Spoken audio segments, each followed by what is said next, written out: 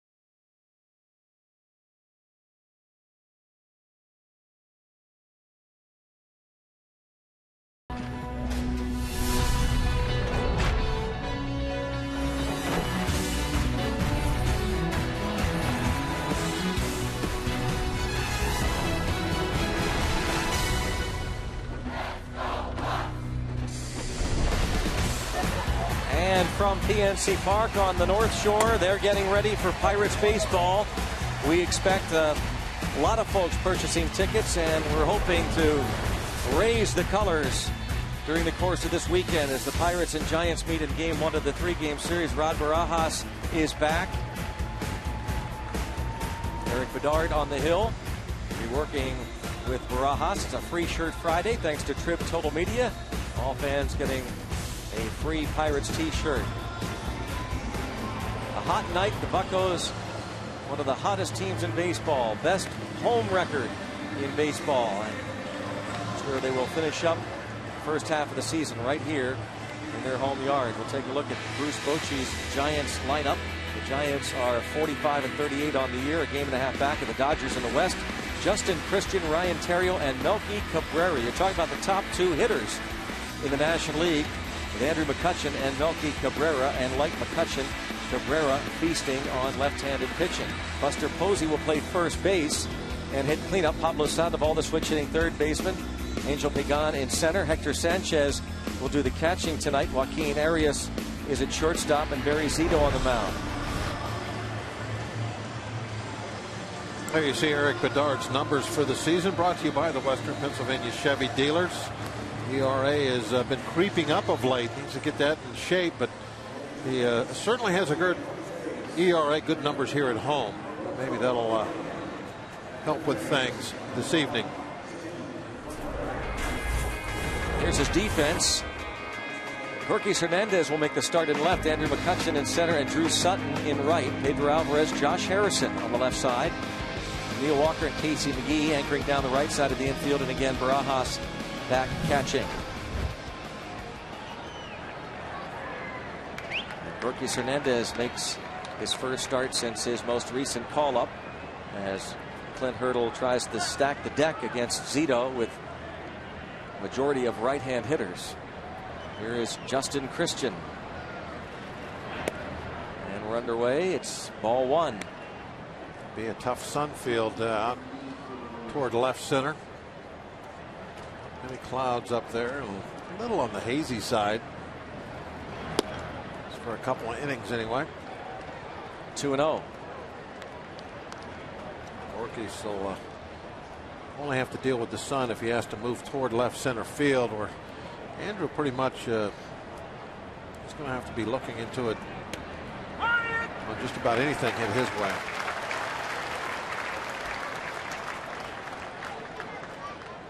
But he's out there every night. He knows the drill. 2-1 count on Justin Christian. He's played in 7 games this season, and now it's 3-1. Had his contract purchased from AAA Fresno on June the 15th. 32 years old, Justin Christian. 3-1 count. Not a good start for Bedard. Walking Justin Christian. Rivers Casino tips to win. I like to see Eric get some K's looking, especially stand up some right-handers with that fastball in the inside corner. And the Bucs have been seeing the ball very well from lefties. Their numbers great. Hopefully that'll continue tonight. And there's been no I in team. It's been a different hero just about every time. It could be somebody, from the offense, a pitcher. It's always somebody coming up big for the Pirates this year. Sutton the other night. Karsten certainly in last night's game, the way he pitched. 4-hit shutout for 8 innings. Pitch count in the 80s. I mean, it was amazing to watch him. Great job on a night when the offense kind of took the evening off. Carstens went out there and won the game. These guys really are together this year. One thing that's I hear all the time, Greg, when I do an interview with one of these guys, and I ask a lot about the good chemistry, everything that's going on inside the clubhouse, inside the dugout. And I've heard it several times, the same thing.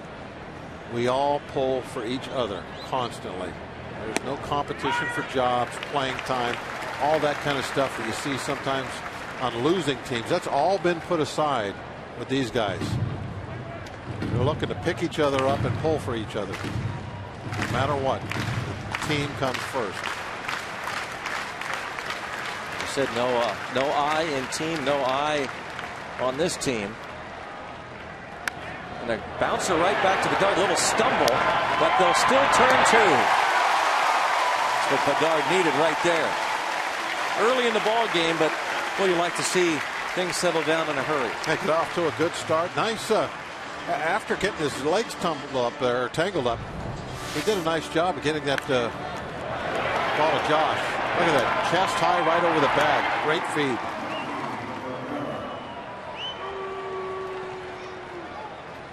Beautifully done. Bedard gets the double place of 2 outs, and he faces McGee Cabrera now, the switch hitter who's batting .356, tied atop the National League leaderboard with Andrew McCutchen. Clint Hurdle was saying today before the game that Cabrera probably is to the Giants what McCutchen is to the Pirates this year. Strike one. He was batting .435 from this right side of the plate.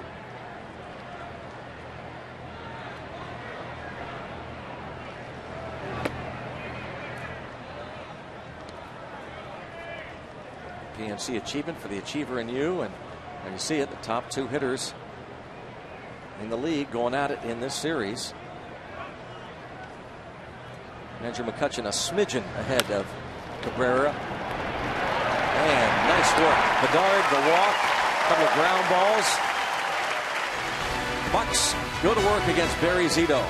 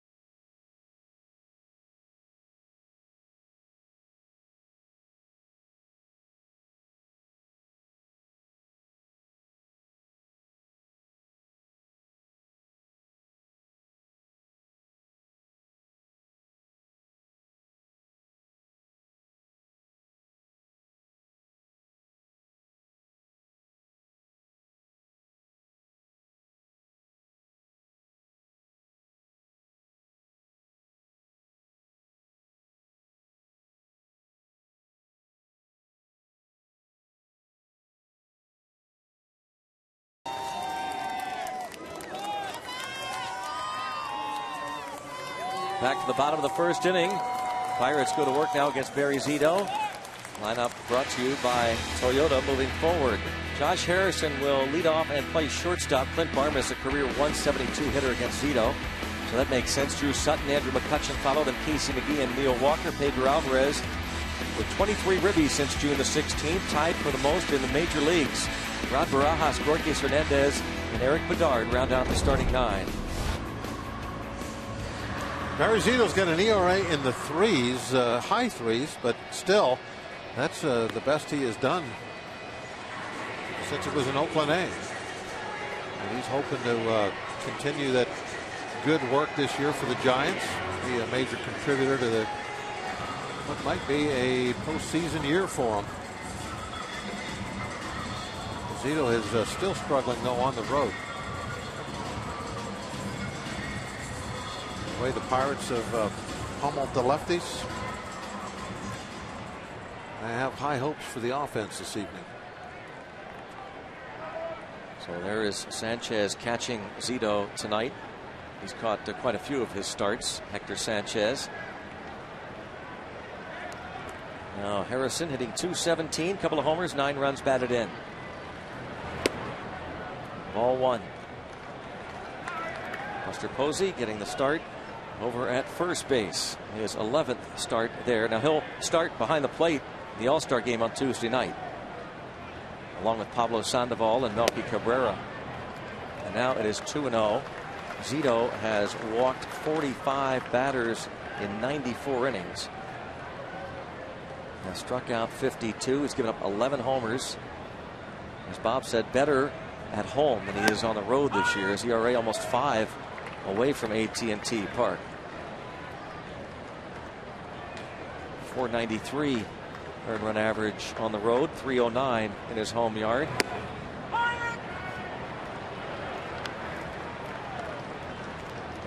Two and two on Josh Harrison. Zito really was fantastic seasons with the A's. Oh, liner to left field. Over quickly, Cabrera to hold Harrison to a single. Off and running. Score first. That's always important. Looked like he's trying to keep the ball away. Finally came in, and Harrison waiting for it. Zito does not throw hard at all. Doesn't have much of a fastball. And he has to be really good with his control. I was about to say, he had some great years with Oakland, but they're coming to the Giants, I think about 5 years ago now, on a huge free agent contract. It just never did work out for him. His ERA has been in the fours, even in the fives a couple years. Yeah, you'd have to say this is one. Now they've gotten what they could, and he's done what he can. He's kind of battled through it, but you'd have to think this was one of the really unfortunate signings. If you're a Giants fan, one of the worst signings in recent memory in terms of that contract and what they got in return. He was a member of the big three there. Was it Mulder, Hudson, and Zito? Mulder flamed out pretty quick. He went to St. Louis. Hudson has still been pretty much, when healthy, pretty much the same pitcher he was as an Oakland A. Pitching with Atlanta for quite some time now. A ball and a strike on Drew Sutton. 10 games with the Pirates, 13 hits and 35 at bats. OPS over 1,000. That's not bad. There's anything over, I think 700 or maybe 750. That's kind of a mark that you look for with that stat. I'm still trying to get used to it, get a handle on it. But that's one of the new stats I understand and I like. It's the on-base percentage and the slugging percentage. The slugging percentage is kind of like a batting average that reflects your power. So it's a good stat. Andrew McCutcheon's, he's over 1,000. 2-2 count now on Sutton. On deck, waiting to have his turn.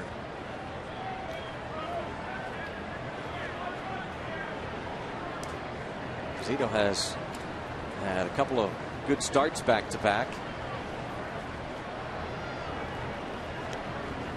Second time out against the Bucks this year. And there's another hit. Drew Sutton. What an impact he has made in a short time, about a week and a half. He's out there every night somewhere. Why not? Look at those offensive numbers he's put up. Big hero the other night with a walk-off home run to dead center field. Right here, he just Lions won the left. Keep the line moving. Center fielder, number 22, Andrew McCutcheon. See Luis pointing out some things in the outfield. Day Automotive key matchup this season against lefties, the best in baseball, 446, and career against Barry Zito, 385.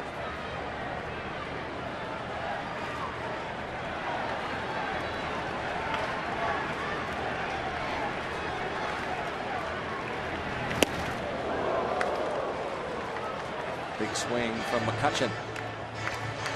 16 home runs and 54 ribbies and an OPS over 1,000.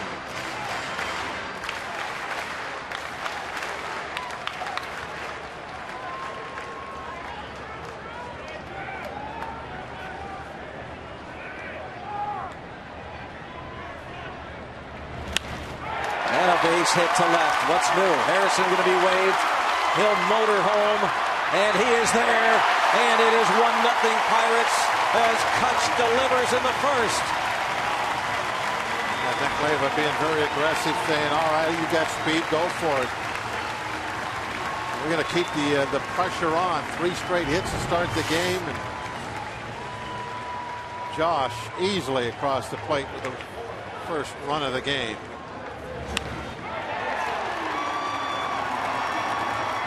Got a little wide out there on the grass, but that's all right. That's all right. He could have gotten home about an hour ago had he made a better cut. Yeah, he took a little detour there. He's running so fast, he couldn't cut that short. Yeah, can't slow it down.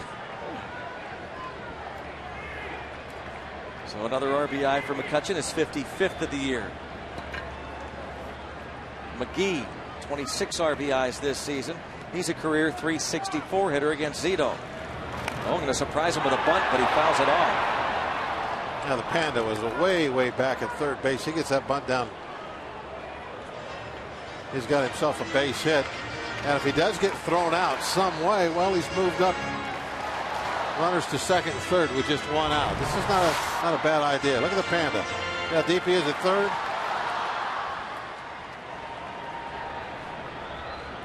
Good try. He's got the bamboo there or something. Yeah. Always chewing that bamboo all game long. Panda's can't get enough of it.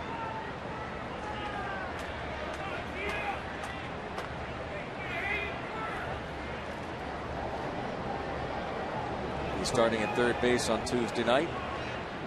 Kung Fu Panda. My favorite nickname.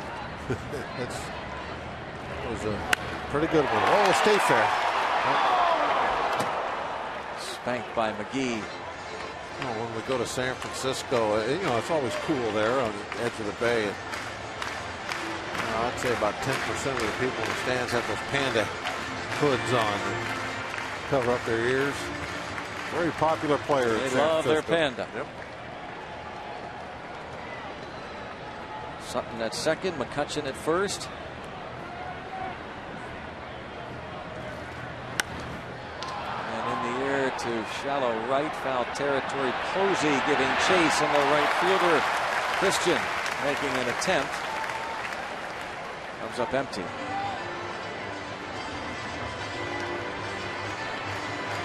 So still 0-2 on Casey McGee.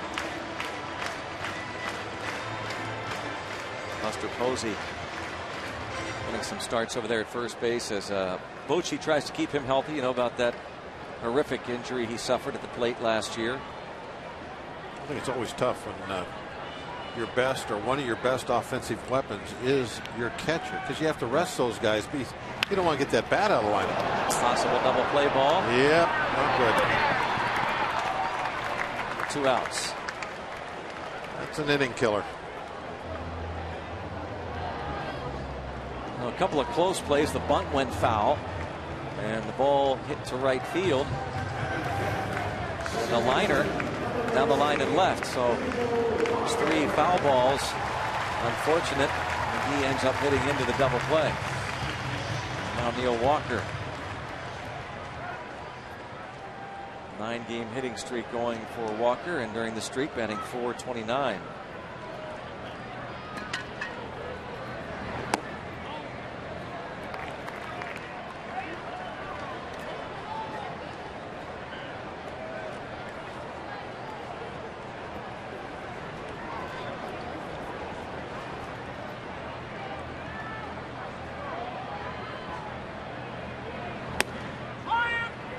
Ball and 1 strike. Pirates were in San Francisco in the middle of April. 3-game series. Giants took 2 of 3. Game 1, Matt Cain came 1 hit away from his first perfect game of the season. James McDonald broke that up. Barry Zito then pitched 7 innings the next night.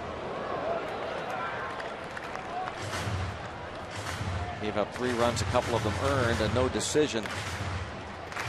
Giants won that in the bottom half of the 9th inning, a walk-off 4-3 victory.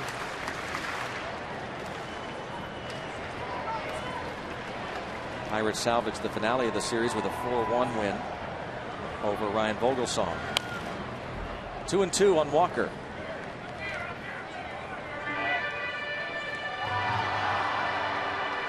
Giants, this road trip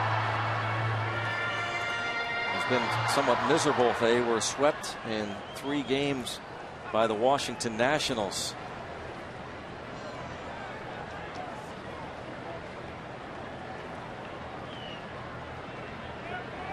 Lost 6-5 last night. Now 3-2 the count with Alvarez on deck.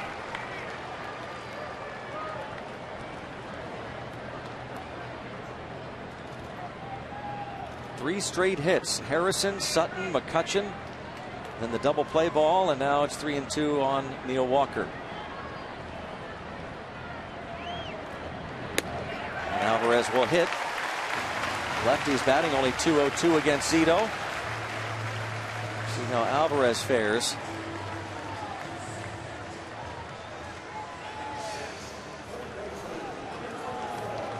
Well, the way this inning has gone with the 3 base hits and a walk, you sure would have liked to have gotten more than 1 run out of it. Still possible. But at least he's had to throw some pitches on a very hot, muggy night. Sitting at 22 right now.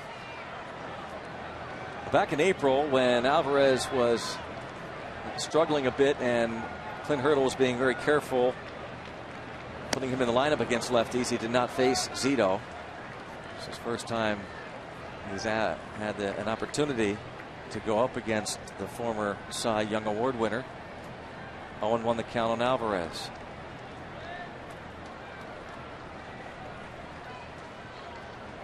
Modest 6-game hitting streak snapped with an 0 for 3 last night. 1-1.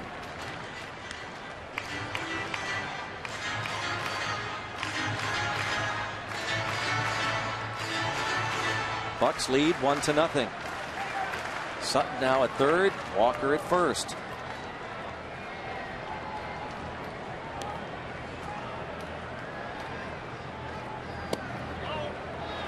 That's 2-1.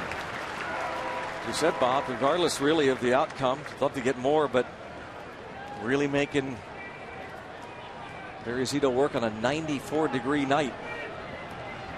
And I hate to even bring that up because for me it's kind of like a sign of like, hey, you're just looking for something good. But with the way the weather is, it probably is something that is significant. But you get a walk and 3 hits in the same inning. You want more than 1 run. A double play. It's Joe Sang, pitcher's best friend. It's really bailed out Zito to this point. 2-2. All third strike right there. Pirates settle for 1. On to the second. 1-0 Pittsburgh.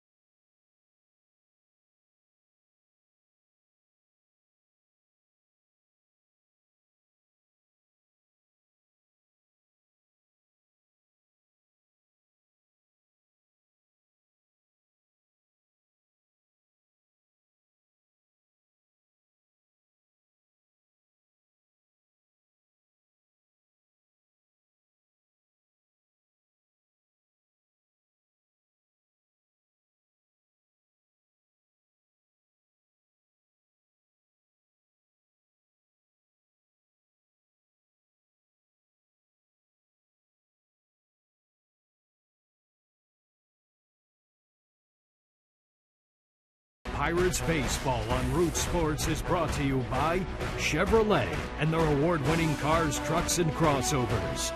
By your Toyota dealer, where quality, dependability, and good MPG all come standard. Toyota, moving forward. And by Day Automotive. We're going to make your day. Let's go Bucks! Some of the images of yesterday's sweep, the 4-game sweep over the Houston Astros. All kinds of brooms in the ballpark yesterday.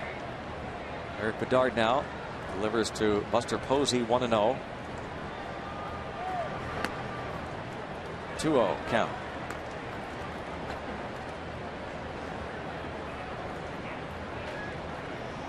Ten homers, 43 RBIs for Posey.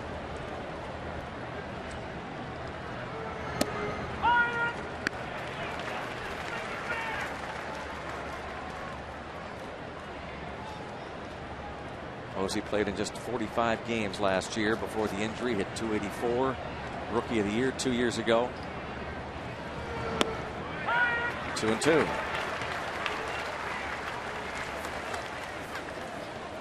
Bedford, PA. All areas.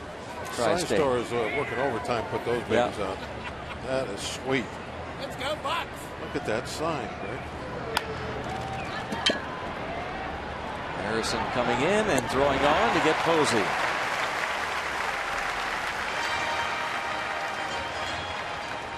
Check out the Barrel League leaders.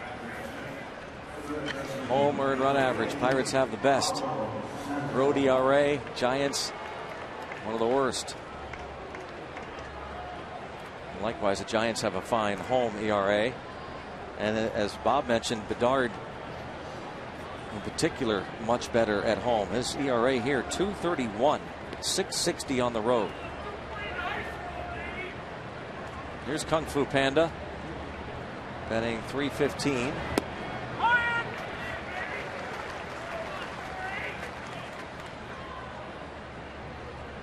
Bruce Bochy, one of the most well-respected managers in the game, longtime Padres skipper. Got a lot of success. Never heard any of his players ever say anything negative about him. Total respect, you know. He's a little below 500 there, you see. I have to work on that, but.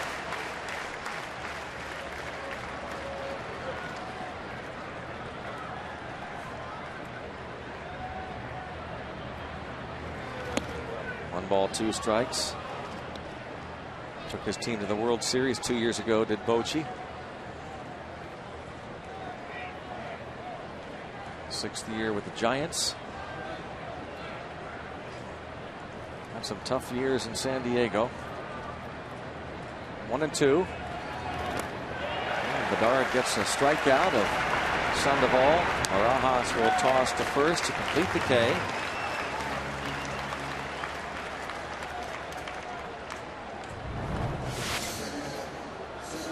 Chasing the curveball. That is what we saw a ton of last night. Karsten's on the mound. And they were all bouncing right here in this spot, just right in front of the catcher's glove. That's the key to getting those chases. If you bounce it too far out in front, they see it early enough and they can stop that swing. Strike on Pagan. Another switch hitter in the lineup. They have 4 of them. Cabrera, Sandoval, Pagan, and Hector Sanchez on deck.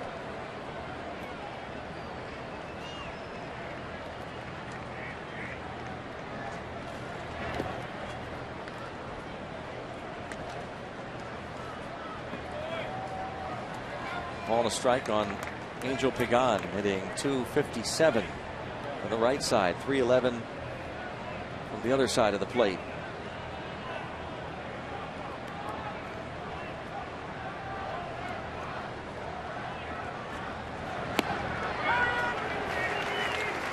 Breaking pitch in there, 1-2. Bedard throwing a bunch of breaking balls early here. He's having some success with it. And I think that could be opening up that fastball inside maybe later on. Right there, tried it. You start throwing that breaking ball for a strike, a bunch. They have to respect that. They have to start being a little defensive. Wait. Don't swing too early. And now you can eat them up with the fastball in the inside corner, which early in the year, that was a great pitch for Eric. That one right there. 2-2 is bounced to third. Alvarez on to first. 1-2-3 for Bedard. Go to the bottom of the second. A hot night in Pittsburgh. Buccos leading 1-0. Welcome to all of the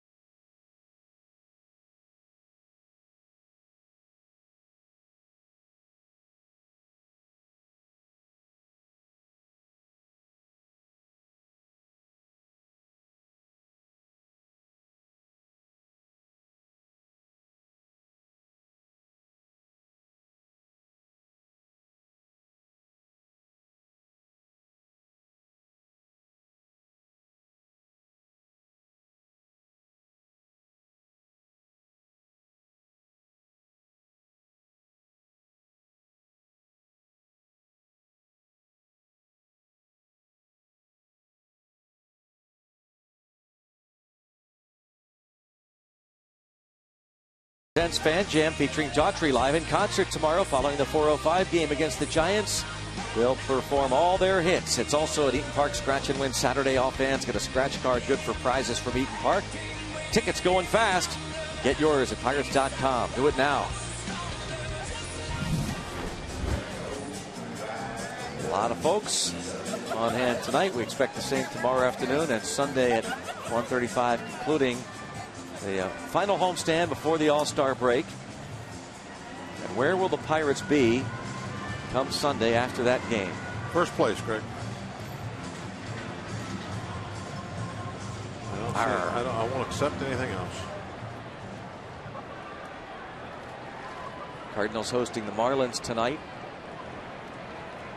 Reds in San Diego. Reds lost a tough one last night. Now Rod Barajas.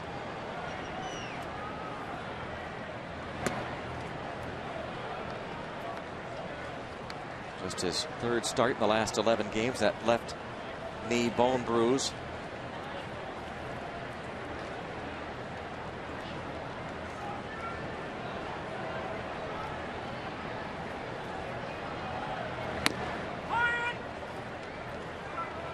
Ball to strike. Michael McHenry doing outstanding work in Barajas' absence. Offensively, defensively. Jeff Karstens just raved about the job McHenry did last night. Pop up on the infield. Shortstop Arias retires Barajas.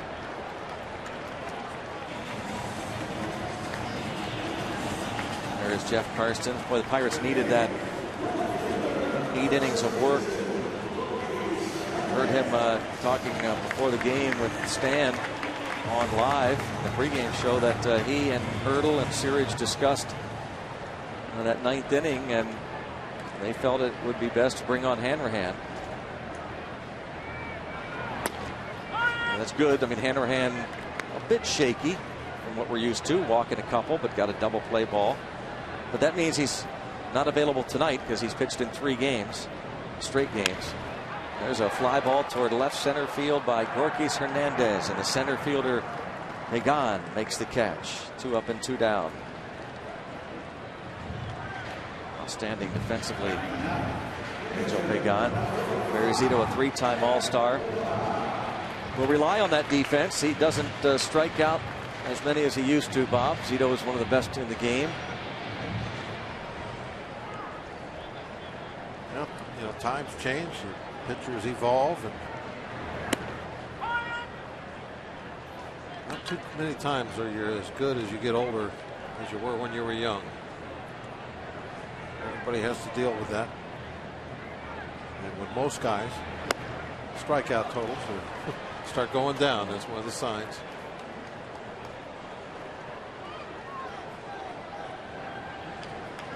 Zito came to San Francisco before the 2007 season. He went 23-5 with Oakland in 2002. Just his second full year in the big leagues. 10 years ago. 200 strikeout season for him that year.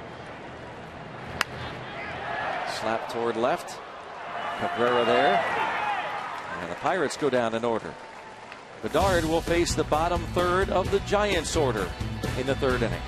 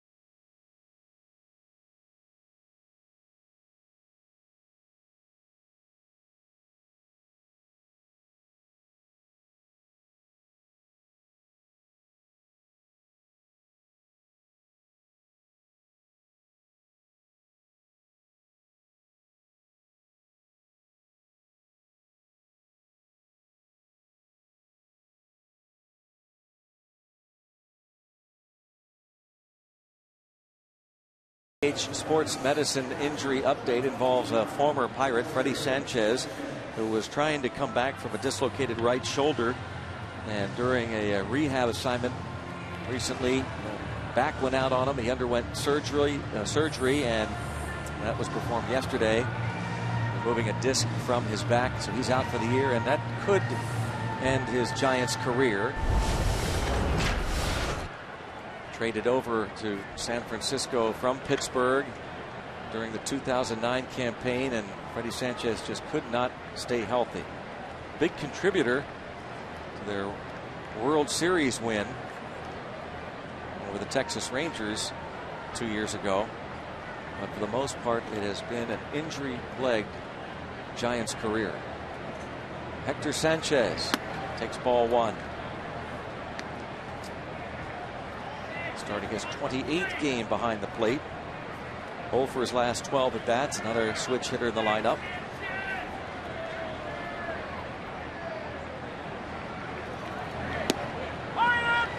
Sent breaking ball again. Bedard, it's the strike call. It's 1-1. Big consistency with that. The hitters are going to have to make some adjustments, and you have to recognize that immediately, real fast. And then you make your adjustments, which should be that fastball on the hands. Breaking ball fouled away. See if he doesn't come back now with that fastball in. I was talking with Mike Krukow earlier as we watched that foul tip about Matt Cain and about how he's evolved and is this the best he's ever been. And he said that one of the things he's doing great this year. He mentioned a few of them, but one of the great things he's doing this year, he thinks he's better than ever at recognizing what that hitter is trying to do, reading the swing, reading the hitter.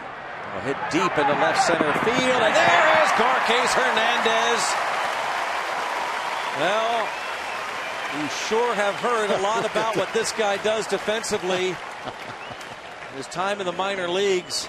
And we just got another look at the great speed and closing that gap to the deepest part of the yard. And Eric Bedard says, whoa. Yeah, see that look on Eric's face. Yeah, what corner? Went over there. Yeah, just another out now. Heck of a play. He made it look easy. Now, Bob, how nice. Once he got there, it was just an easy catch. How nice is it to have? I mean, you were there. You were on the mound with Gold Glovers out there. What's that like? With Bonds and Van Slyke, it's just when a ball's hit and you think, uh-oh, but then you turn around and you realize who's out there. Bonds in left, Van Slyke in center. And even then, though, Greg, there were some times, and I can remember a Van Slyke catch in particular up in Montreal, to where, I mean, it was a line drive dead in the gap right between the two of them. And I'm running to back up third base. I don't remember what the situation was, but I just glanced over my shoulder just in time to see Van Slyke come out of nowhere and actually kind of dive toward the wall and make this unbelievable catch of that line drive for an out. And I can remember just standing there. You're going over to back up third. There's no way. Wow. I mean, that ball, if I was running on the bases, I mean, I'm gone. I mean, I'm not waiting to see if that ball hits or anything. It was incredible, but that was a routine thing with those two guys. And, it looks to me, we haven't seen Hernandez very much, but it looks to me like he could be in that caliber. I think, again, from what we have been hearing for years, this is when he was in the Braves system, even Detroit, before they traded him out of the Jair Jurgens deal. And when he came over here, just what tremendous instincts, the great speed. And now you're hearing about Starling Marte down at AAA, that he might be the best going in the minor leagues right now, defensively. Nice little pick there and a quick throw. Joaquin Arias gets down the line quickly, and Neil Walker makes a fine play. Eric getting a little help from the leather tonight. No I in team. It takes everybody. Neil Walker doing his part. GH Camp shows you the out recorded at first. McGee took the throw from Neil Walker. Now it's Barry Zito. He's 2 for 26 this season. McGee, outstanding work defensively at first base. Boy, what plays he made over at third when Alvarez was out a couple days.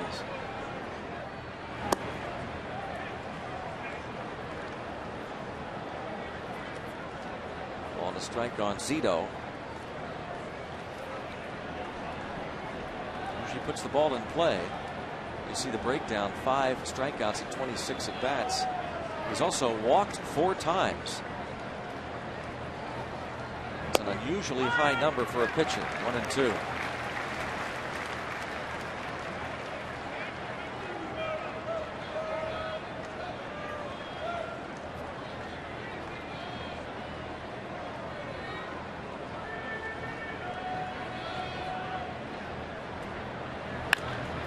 Slowly hit chopper to short. Harrison scoops and on to first. 1, 2, 3 and out.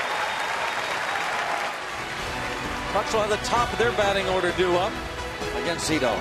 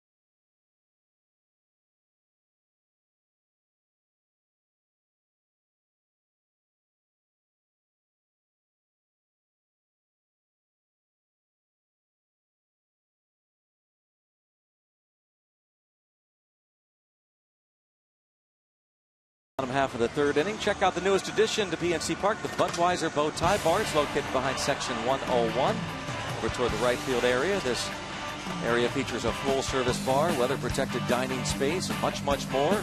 Bring your group, enjoy a private dining space, or stop by during the game to take in the action. For more info, call 1-800-BUY-BUCKS or visit Pirates.com. The Budweiser Bow Tie Bar. Nice stash. Excellent. Yeah, the bow tie bar, Greg, reminds me of what looks like a sports bar with the world's biggest television in front of you. It's right there in front of you. And this time of year, you get to also watch the action out on the river. Yeah. A lot of good stuff going on in the river. And if you get a good seat, you can watch the boys do the postgame show, can't you? Right Pre-game. there, that's right. Josh Harrison shows bunt, takes ball one. I've actually seen Kent Colby walk over to that Budweiser Bow Tie Bar and sign some autographs. You never know. You're down there. Never know if Manny Sanguillen is out at Manny's barbecue. He was in the clubhouse yesterday. 2-0 the count on Josh Harrison. Every now and then, too. We have John Wayne around the hall. Yeah, Neat seats. right. He could be out there tonight. You could see a former MVP in the 1960 season if you were here tonight. Dick Grote. That's right. The Hall of Fame Club. Forgot. 3-0 the count now on Harrison.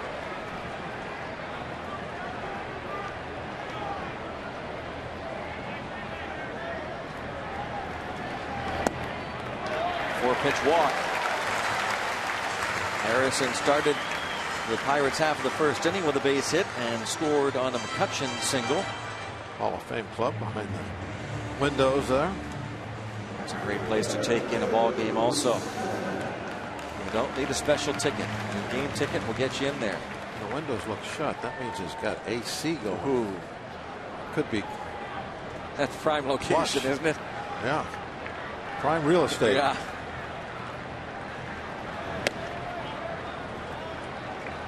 A little bit of a bluff steal from Josh. Wants to run. When does Josh not want to run, though? He wants to play. He wants to get up there. He wants to hit. Wants to run. He wants to score a run. He wants action. Always on the go. Great enthusiasm. Nice player to have in the club. He's played really solid defensively about anywhere you put him. He's done a good job adapting the shortstop this year. Yeah. It's increased his role on the team, getting him more playing time, as tonight.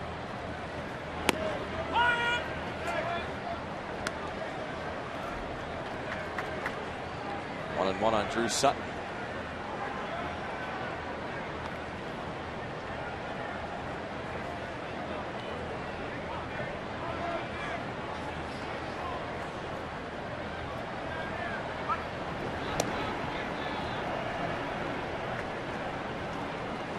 Five steals on the year, caught 3 times.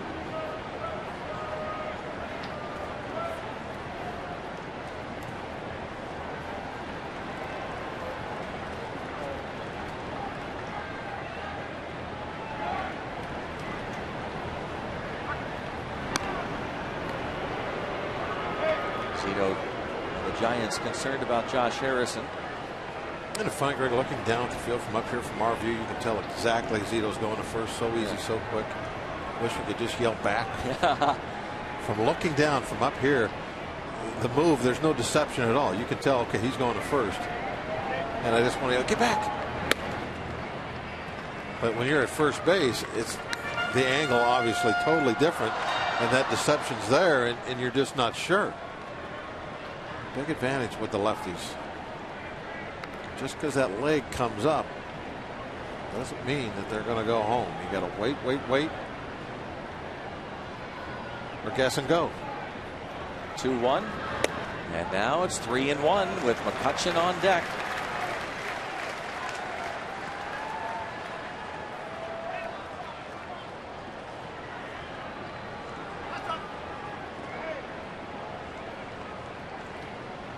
Sutton has hit safely now in 6 straight ball games.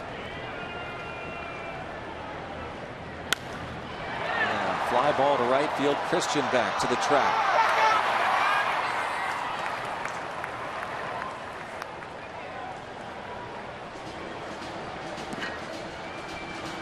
Justin Christian backpedaling onto the warning track. Drew Sutton poked that ball to right. With his homestand, the Pirates have been really using the Clemente wall, hitting the ball the other way. Some of the lefties have been pulling the ball to right. I wish they would use it even a little more than they have been, because there's been some situational hitting where it called to go to right field, and we haven't seen that in this series. And I know your point, it's been great, but there's even been some more times, and I'm not talking about hitting the ball off the wall, just hit the ball to that side. Guess I'm nitpicking here, but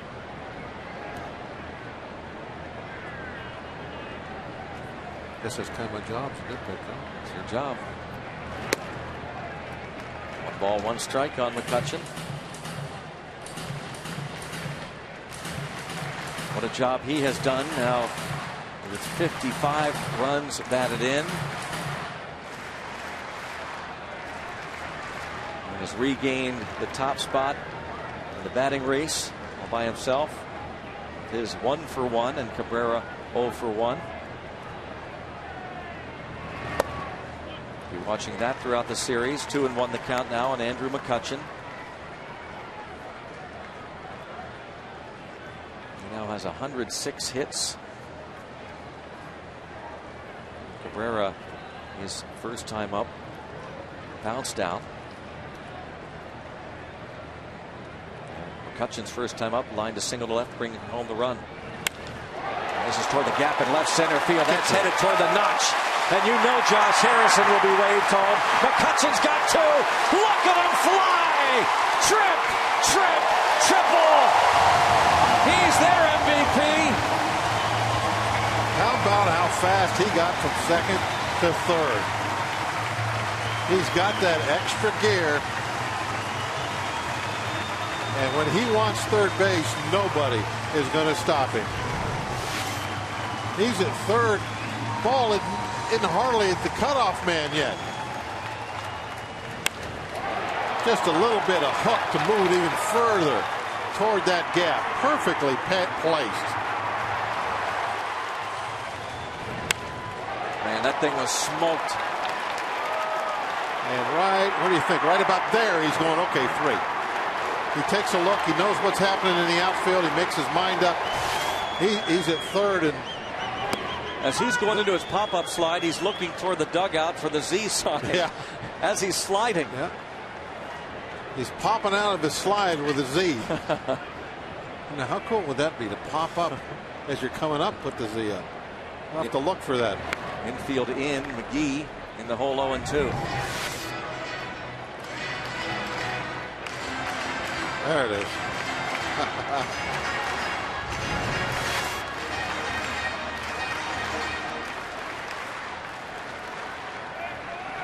Yeah, they got the Panda, we got Zoltan. Yeah. Zito gets a strikeout with the infield in. 2 outs now. I get that. There's that situational hitting again. Calls for about thinking going the other way. Yeah, you got to get the ball to the outfield. Try and hit the ball the other direction. Right-hand hitter, if you want to get a ball in the air, you got to try and hit it the other way. And you can see a little grid over on the side where all those 3 pitches were. They were up and in. I mean, Zito, he's been around for a long time. He knows what that hitter's trying to do, and he's going to put the ball where it's tough to hit the ball over there. Up and in, up and in, up and in.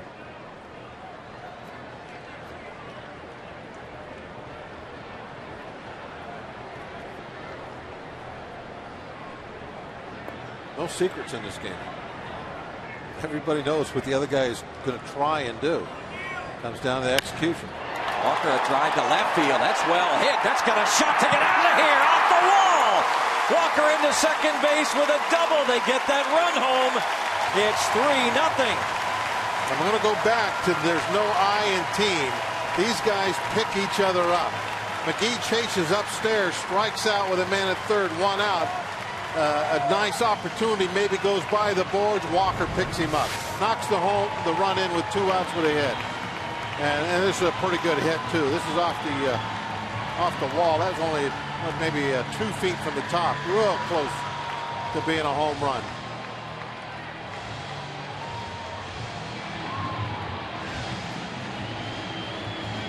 Oh, I said 2 feet. Man. That might have been about 8 inches. That hit much higher than I thought. Walker with 18 doubles takes over the team lead in that category. 1 more than McCutchen.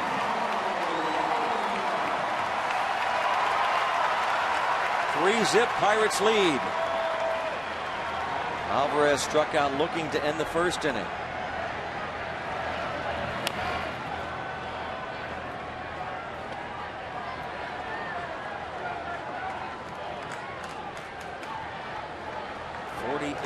Runs batted in now for Pedro Alvarez.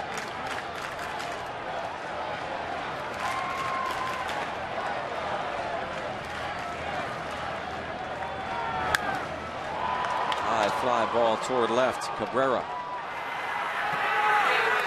Final out. Bucks pick up 2.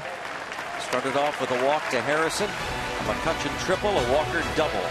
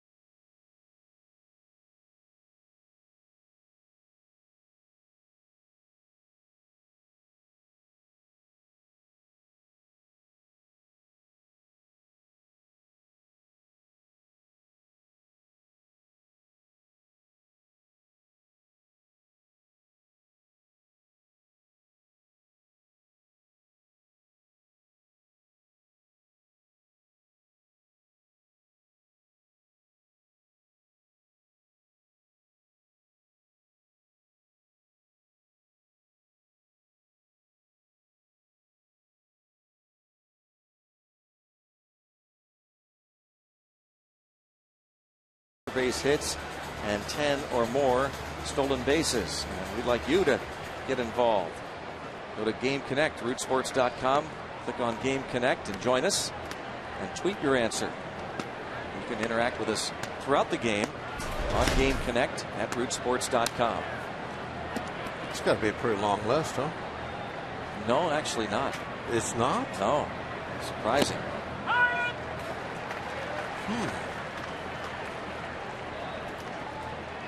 Did I say 350 batting average? Yes. Oh, okay. That might be the problem.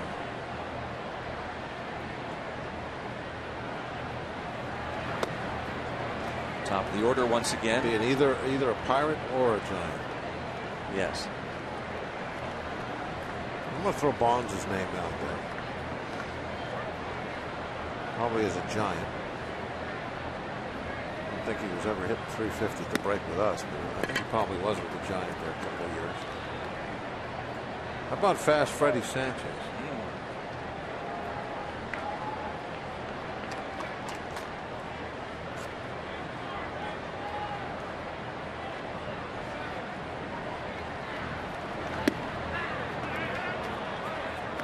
3-1 on Justin Christian, who walked to start the ball game. Since then, Bedard has been perfect. He falls behind Justin Christian once again. 3 balls and a strike.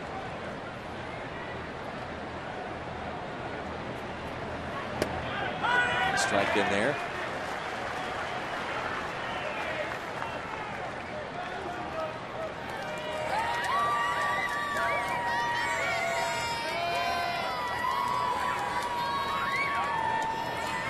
Guess you got to throw Clemente's name out there, Greg. It's a possibility, huh? Whoa. Really hit hard. Second deck. I don't know about the steals. How about like a pie trainer or something like that? I think along those lines. Think about some of the all-time great Giants too.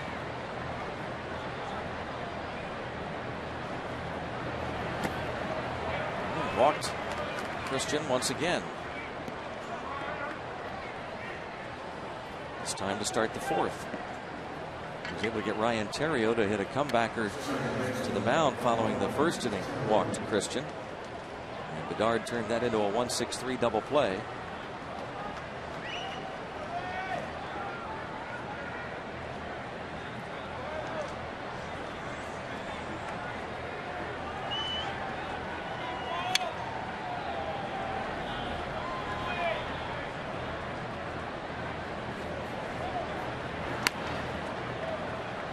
Foul. Let's see, Bob. Currently, Cabrera and McCutchen coming into this series hitting over 350, 30 or more extra base hits, 10 or more steals. So they would join only 2 other players. One a Pirate, one a former Giant.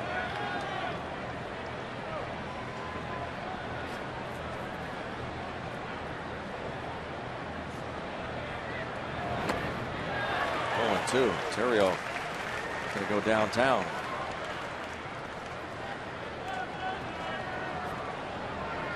Up Dave Parker. That's a good guess.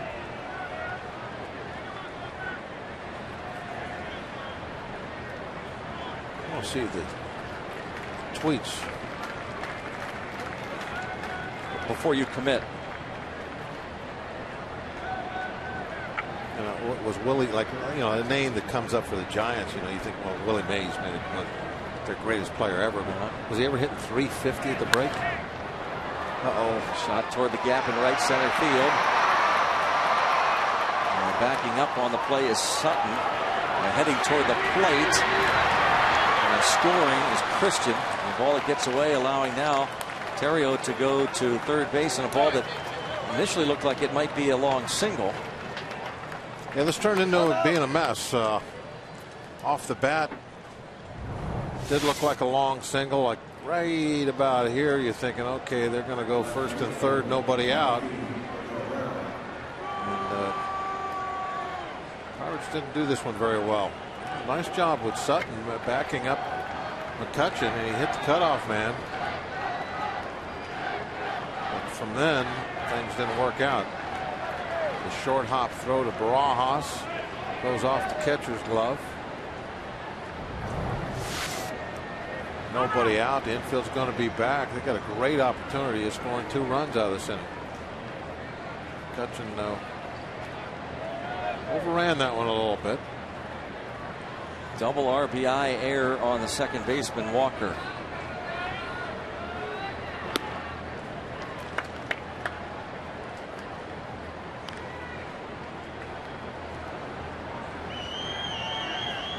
Walker, just his 4th error of the season.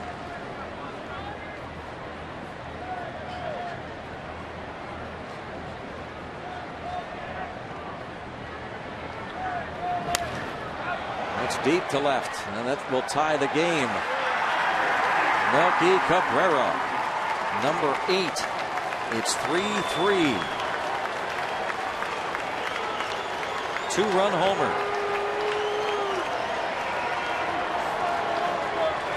That pretty much made all that poor work on defense not mean much. This would have brought everybody home regardless. I'm going to start over. Breaking ball actually off the plate, down and in. Look at Barajas. He was moving down to try and block that ball. It was maybe going to bounce before it hit his glove.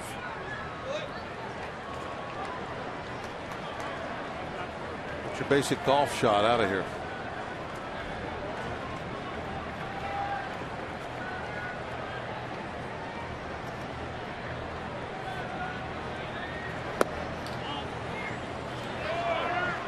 And now 2-0 on Buster Posey.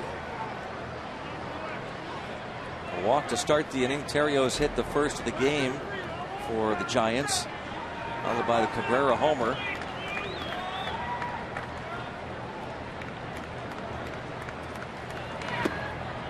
And 0.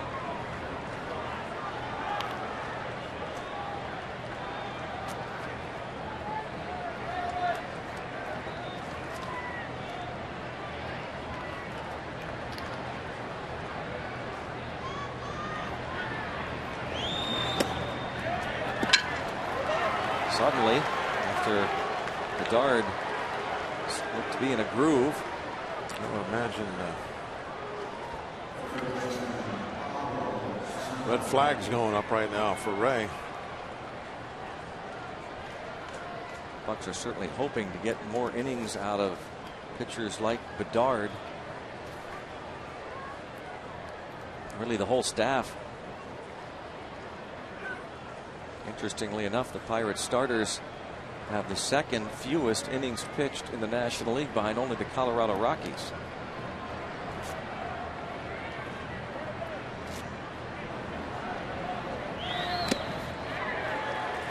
Sandoval, big swing, struck out in the second.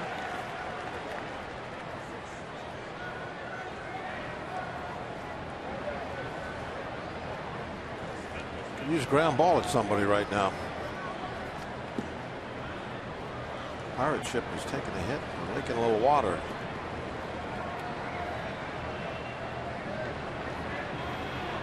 Need that ground ball.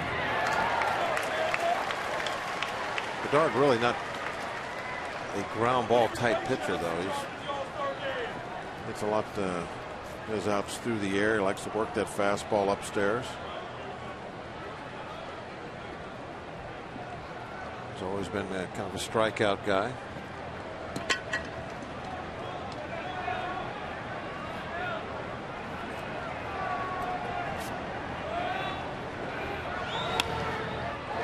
Ball's going to sneak through after it tips off Harrison's glove. A base hit puts runners at first and second.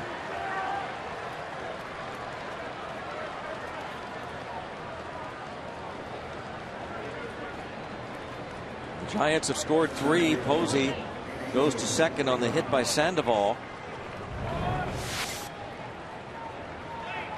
Another breaking ball for a base hit. Pretty good pitch for him early on, but you know, Greg, we still haven't seen any of the follow-up fastballs in on guys at all. You know, up on their hands. He's tried to throw the ball up there, but he still not got that consistent control that we saw earlier in the year. And it really jumped out at me watching him pitch in spring training and how good he was at that. Getting those called strikes on right-handers. The inside corner, elevated a little bit.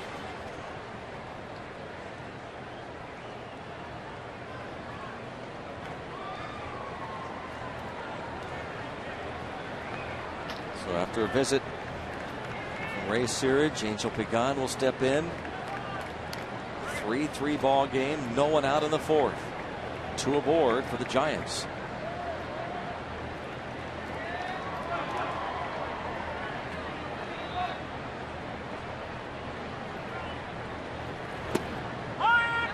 Another breaking ball in there for strike 1.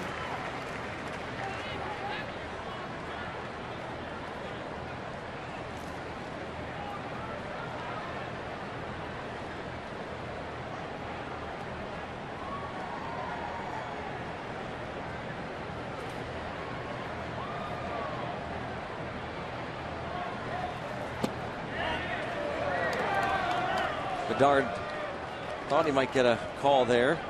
And I also thought that So did Hurdle. was a strike. That makes 3 of us right there. And maybe a little outside.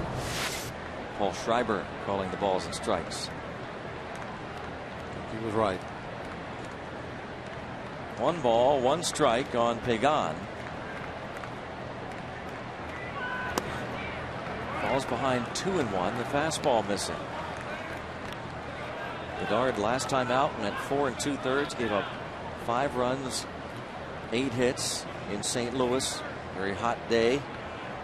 Pirates fell 5-4. He's looking for his first win since June the 8th against Kansas City.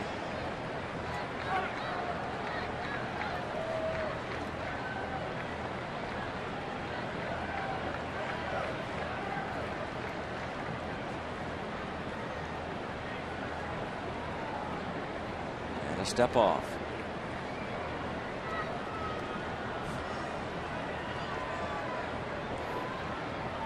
He's thrown 60 pitches. He's allowed 3 runs here in the inning. It all started with that walk. Now he's walked 2 in the inning, 3 in the game.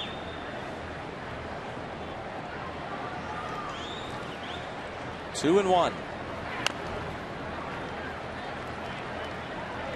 Count even on Pagan over from the Mets this winter. He's really relying on that breaking ball, isn't he? Thrown a ton of them. Sure.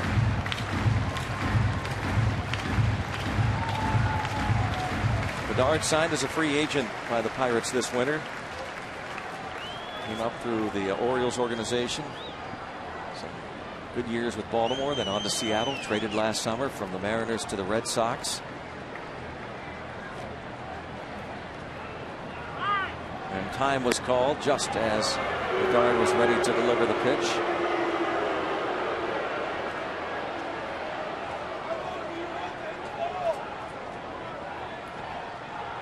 Eric works a little on the slow side, but ironically I think that was the quickest he had come set and wanted to throw for a while now, and that's where Pagan decides to call time. 2-2. Fastball on a very aggressive cut from Pagan. It's fouled straight back. It stays 2-2. Puerto Rican native Angel Pagan against the native of Canada.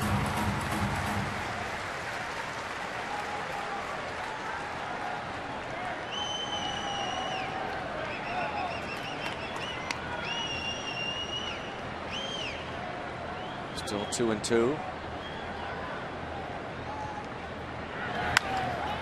Hit to center field, and McCutchen will head back to make the catch. Runner at second will tag and move to third. Posey at third, Sandoval at first, 1 away. And the batter Hector Sanchez, who hit that ball last time up through the deepest part of the yard into left center when it started out, so that was going to be a lot of trouble. Gorkis Hernandez closed in on it,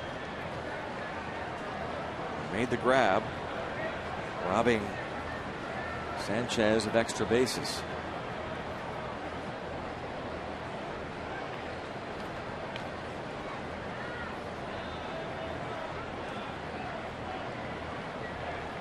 Sandoval, infield single on at first. Now we'll see if Bedard can't get a ground ball here and get the Pirates back to the dugout. Hot, muggy evening. Ball 1. Change up the way, trying to get him to reach out, pull that ball. The reason he wants to do that is he's trying to do what you suggest, you get a ground ball. It's always a good way to do it, to change up away if the hitter is trying to be aggressive and looking to pull. He pulls it into left, and a lead for the Giants. Hector Sanchez, the backup catcher, Brings home Posey. 4-3 San Francisco. That was another changeup, I think. Let's watch again. Yeah, 80 mile an hour, not a fastball. And I didn't see a whole lot of movement on it. I guess it doesn't matter because he got the ground ball, but in the hole. Still no action in the bullpen. 4 runs in and still only 1 out. 2 walks in the inning, 4 hits. I thought that base hit might get a phone call. Joaquin Arias, the shortstop.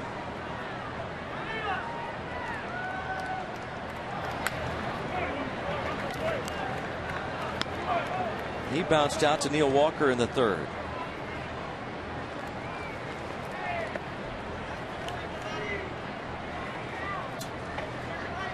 First and second, 1 out, and now the Giants lead it 4-3.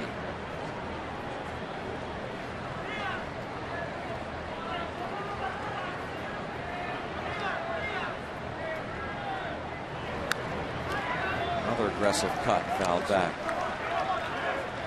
Fastball. I don't know if that was right on the inside corner, but in there on the hands. I think that's he's going to have to start going, keep some of these guys honest.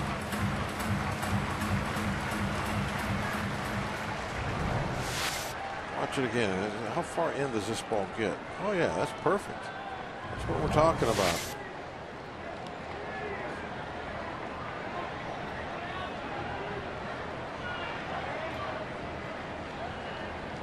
Oh, 2 pitch. Back in with it. Too far in. 1 ball, 2 strikes. Long inning here for Bedard and the Pirates. 40% of his pitches or so have been thrown in this inning. It's total for the game. And there it is. Action now in the bullpen.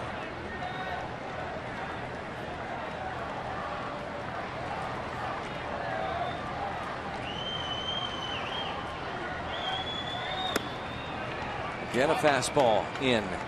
2-2. He's trying to get it in there. He's up.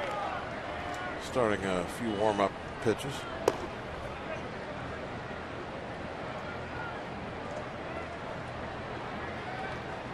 But he's just not, 1, getting a swing on that pitch, or 2, putting it where he can get a called strike on the inside corner.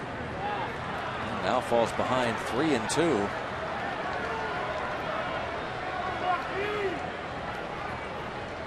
Now the question begs here, is he trying to just miss with those pitches, which means he's a little afraid of the bat, he's not wanting contact, or is it just, you know, he's trying to throw some strikes and he's not? It's a physical deal. It's not a plan type thing, always trying to get a chase. And a skip off the glove of the shortstop, and this will allow a run to score. Josh Harrison not able to keep the ball in front, fielded cleanly. All that did was slow it down and enable Sandoval to score, and now it's 5-3.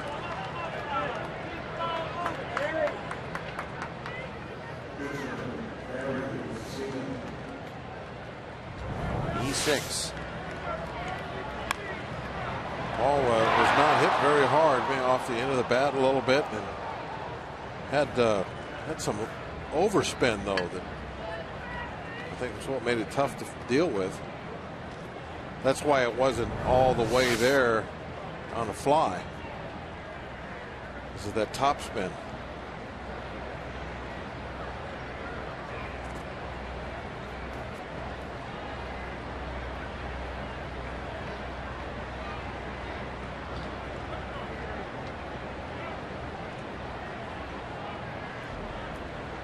Bad inning for Bedard and the Bucks as they now trail it 5-3.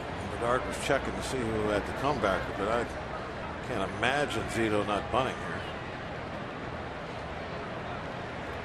I think there'll be any comebackers. Be shocked if he doesn't try to sacrifice the runners up 90 feet. get an extra runner in scoring position.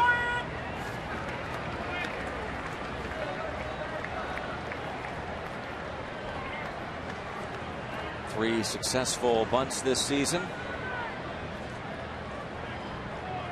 Hector Sanchez, Joaquin Arias on the bases. Sandoval scored.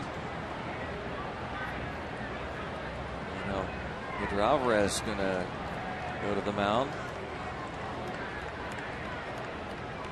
Pedro Alvarez is giving some signs to let everyone know what kind of a bunt defense that Clint Hurdle wants to use right there.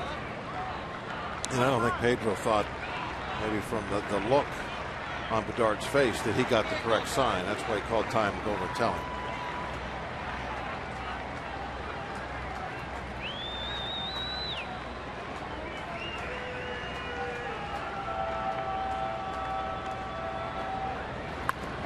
Running right to Alvarez. Sacrifice for Zito. 5-4. Sanchez to third. Arias to second. And the Giants have batted around +1. And Clint Hurdle's going to make the change now. So once again, an outing by Eric Bedard that is much shorter than the Pirates had hoped.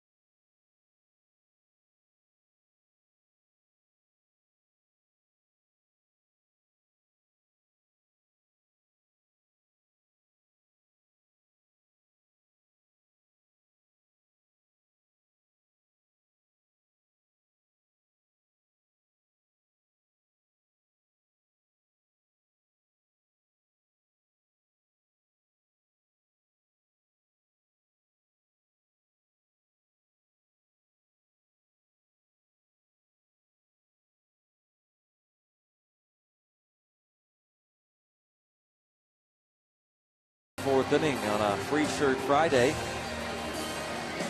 The Bucks had a 3-0 lead, 1 in the first, 2 in the third, but the Giants scoring 5 times here in the fourth inning, and now it's up to Chris Resop to put out this fire with 2 outs, 2 men in scoring position.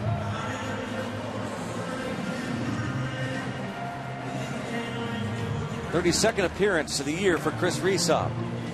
Looking for his first win tonight would be a great night to give it to him. Pirates could get a comeback victory here, down 5-3, and do it while Chris is in the game and have his first win of the season. Pirates have had so many comeback victories this year. It's been one of the hallmarks of the team. Never say die. Second and third. Here is Justin Christian, who's walked twice. He's hitting .364 at AAA Fresno this season for the Grizzlies. 32 years old, about 10 years in the minors. Spent some time with the Yankees in 2008. Bouncing ball. Nice stop. Alvarez to his feet on the first. Well done. 1 pitch for Resop. Nice defensive work from Pedro Alvarez. Pirates need to go back to work. They trail by a couple.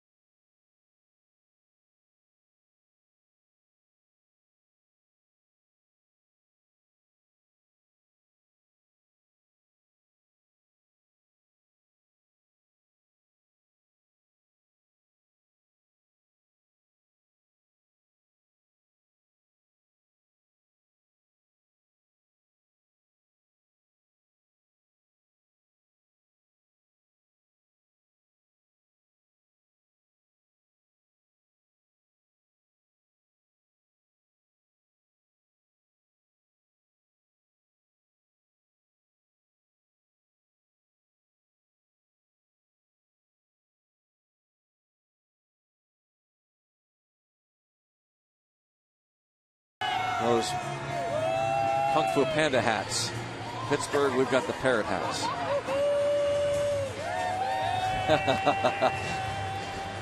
Melky Cabrera, the home run, one of the highlights of the inning as the Giants came back from a 3-run deficit. Greg, Barajas leads things the off. parrot hat could be a little warm tonight. Yeah, do you think? Yeah, I'm not sure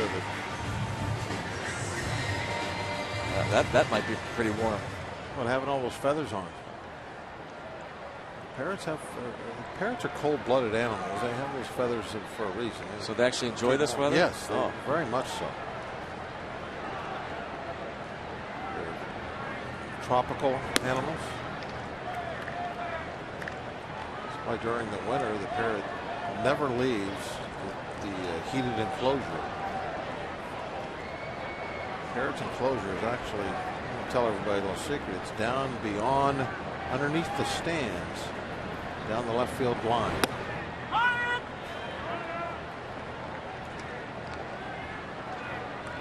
Got a big enclosure in there. We can fly around, a little high ceiling.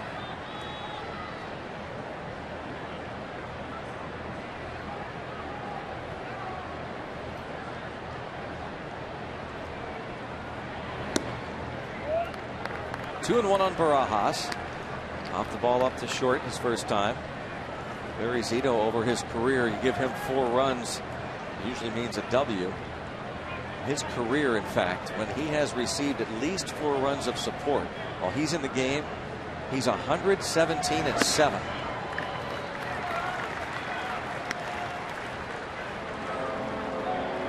With the Giants, 4 or more runs of support, he's 32-3. Really?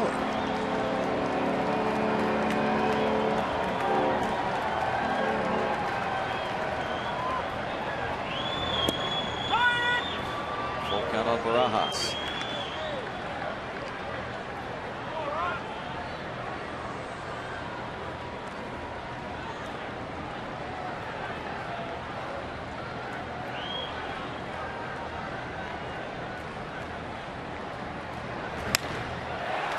Deep to left, it is hooking, it is foul. Third base umpire Mike Everett.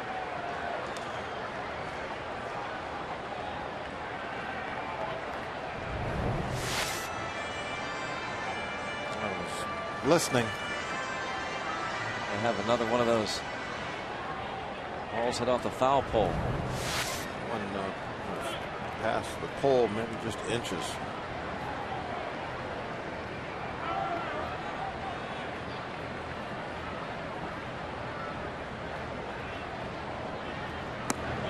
And he draws the walk. The third allowed by Zito. AT&T trivia question. And we asked you to get involved on Game Connect among Giants and Pirates. Only 2 players to reach the All-Star break with a .350 average, 30 extra base hits, 10 steals. See, we have Mark from the South Hills guessing Bonds and Sanchez.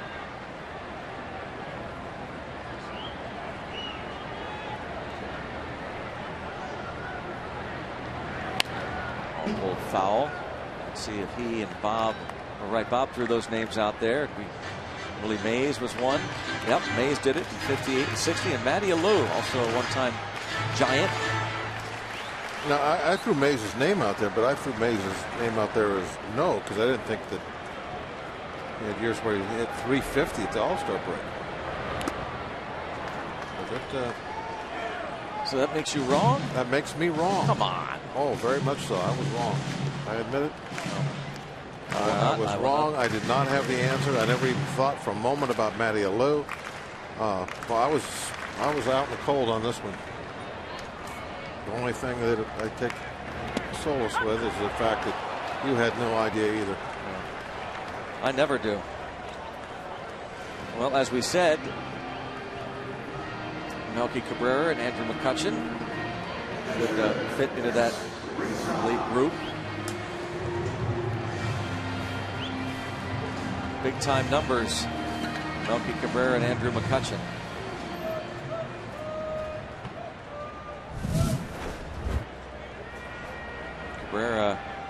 Home run his last at bat. Andrew McCutchen 2 for 2, 2 RBIs. Bunted foul by Resop.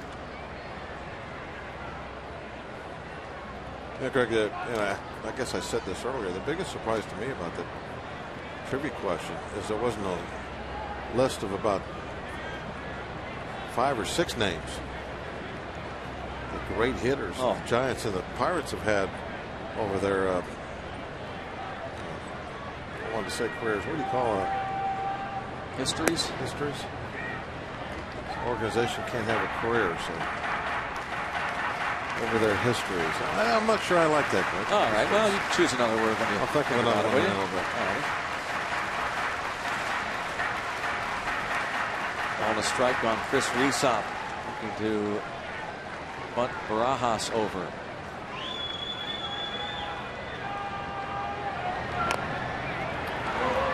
He will get the job done. Not asked to do that all that often. Chris Resop, a relief pitcher, gets Barajas into scoring position.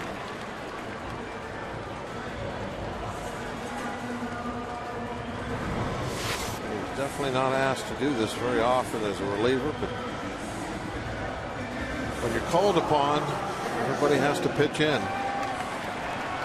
This might help Resop get to that first win of the season for him. Good job with that bunt. Congrats.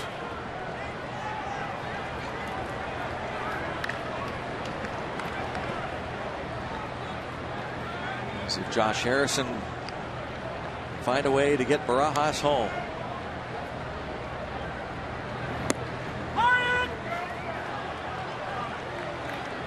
Single walk, 2 runs scored.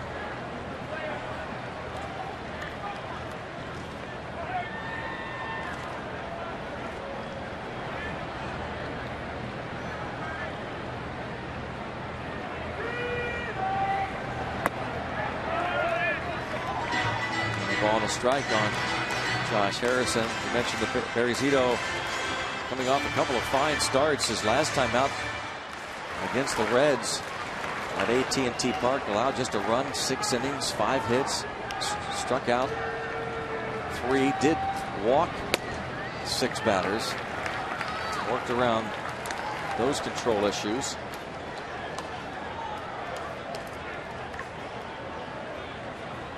Two starts back against the Dodgers. He went 7 innings of 3-hit shutout ball and an 8-0 whitewashing of the Dodgers. 2-1 the count on Harrison.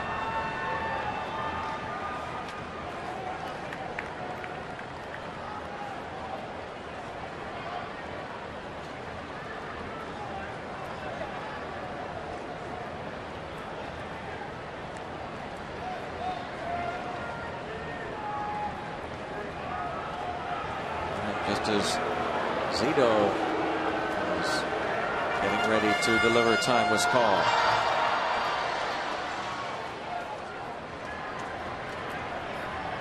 A big 2-out RBI hit. Line to the left field. Now Barajas does not run well enough to even try it. Hit too hard and right at him. Even though there are 2 outs, had to hold Barajas.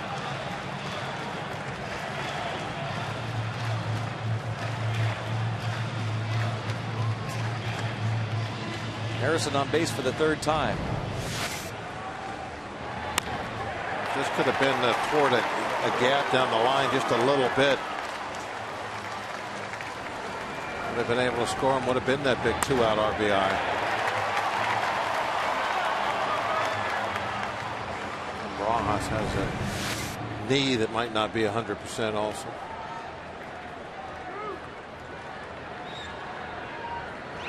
Drew Sutton has come up with some big hits in a short amount of time. 1 for 2 tonight. And in the air to right. Christian. The final out. Pirates leave a couple through 4. It's 5-3 Giants. Game 1 of this 3-game series.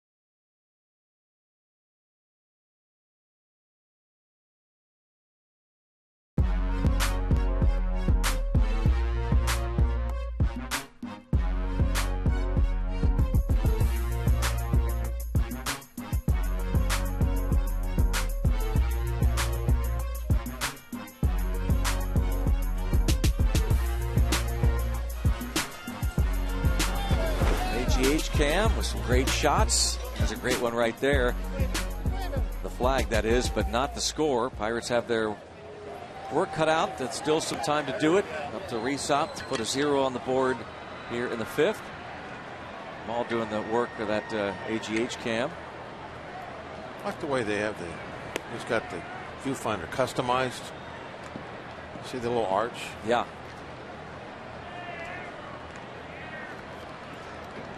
It's a nice touch. It must be a lot cooler down there on the field than it is up here in the booth. Sweatshirt on. Yeah.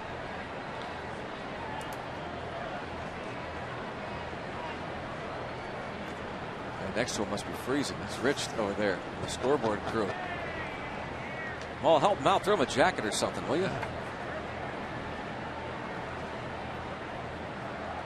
Ryan Terrio doubled and scored last inning. He's 1 for 2.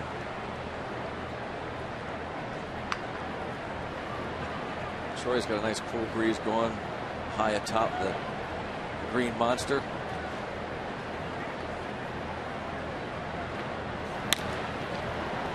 Now it's to second.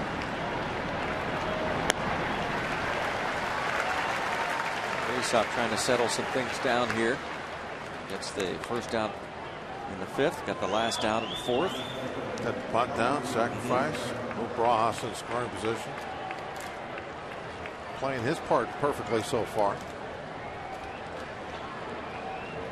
Melky Cabrera, 100 points worse from this side of the plate, still hitting .325. But that Pirate. I think we should wear hats like that one day for the Open. I like it.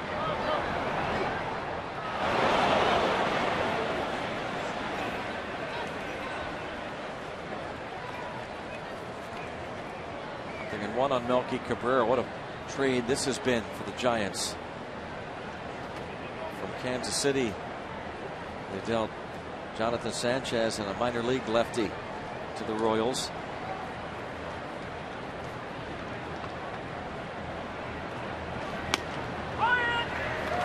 0-2. A little pain on the corner.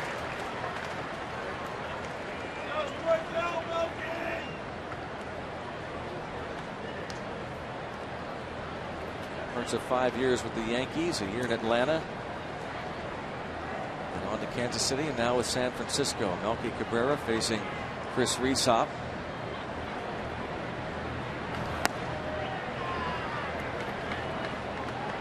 Fastball didn't miss by a lot, 1-2. I think he has a pretty good fan club going out in Frisco. He Milk- likes the it there. Milkman.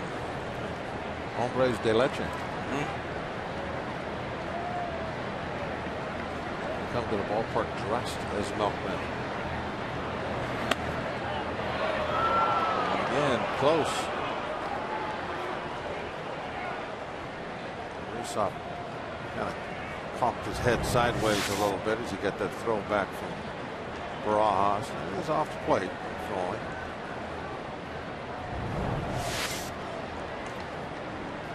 2-2 on Melky Cabrera.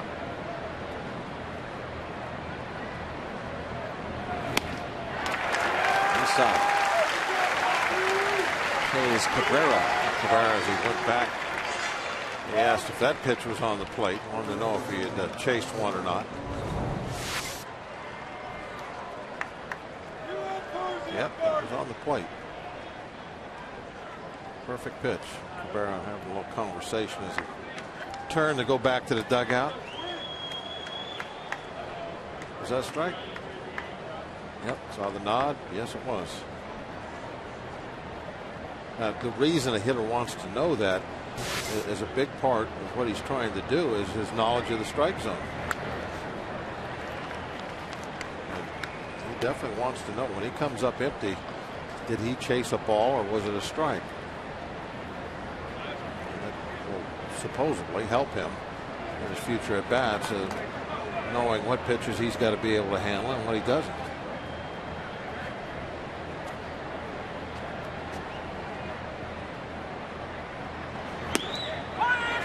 put strikes on Buster Posey. I did that one time just to try and be like a hitter. You asked the umpire? You did? Yeah, the umpire just laughed. He didn't even answer me, just started laughing. Just like that. Just laughing out loud. I turned around and walked back to the dugout. You tried? Embarrassed. Like, was that a strike? He just laughed. You were trying to make him laugh. Well, you weren't serious. I don't know. Well, probably not serious, but I just thought it would be kind of cool thing to do. Bucket list. You know. Was that a strike? Yeah, bucket list. I never did it. Never did it again after that, either, after being laughed at. Then I started wondering, well, where was that pitch?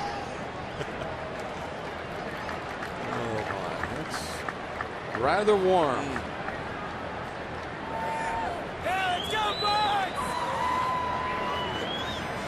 We need to give the crowd something to yell about here soon. How about a strikeout and back? Bottom half of the fifth. McCutchen will lead off. Yep. There we go. 1, 2, 3. It'll be McCutchen, McGee, and Walker down by 2.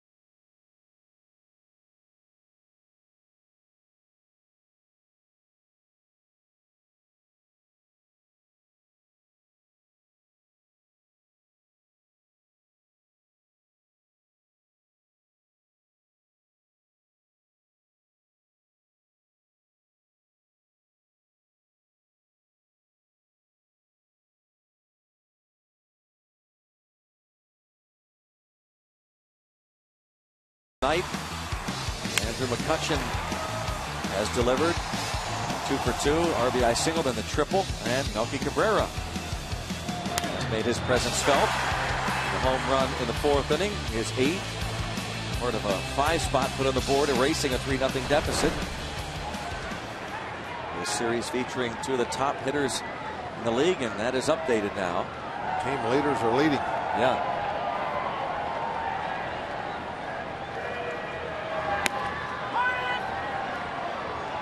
A single and a triple tonight for McCutchen.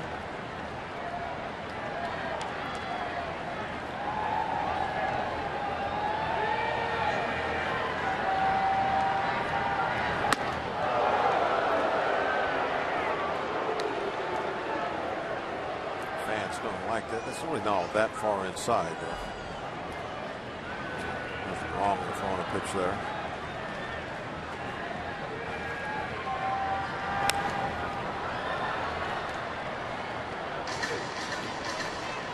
Two RBIs tonight.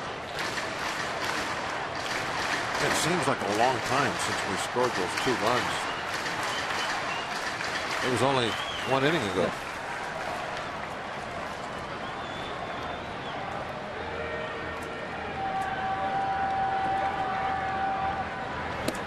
Two and 2 on McCutchen. I was thinking, wow, we got to get something going. We haven't done anything for a while. I looked at the scoreboard. I'm like, well, we scored 2 runs in the 3rd, and this is top of the 5th. Hadn't been that long. I still have that feeling, though. I want to answer that 5 runs. Line right to the right fielder. Too hard. Hit it too hard. Which is something that McCutchen does quite frequently. Liner right at Christian. He consistently puts the head of the bat to the baseball better than anybody we've seen in a long time. Doesn't get too many cheap hits. Makes a lot of hard outs.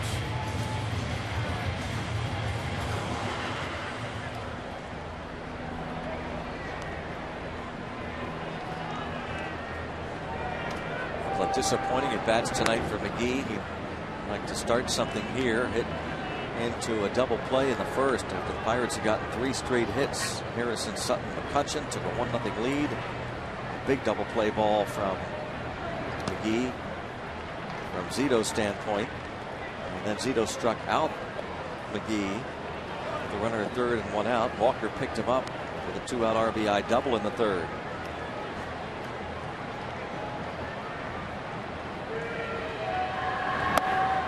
Yeah, I thought a better term than history. It's like glorious past, star-studded bygone years. A lot of things that you could kind of. With all the great players like Clemente, you can't just say history. Much better. I like that.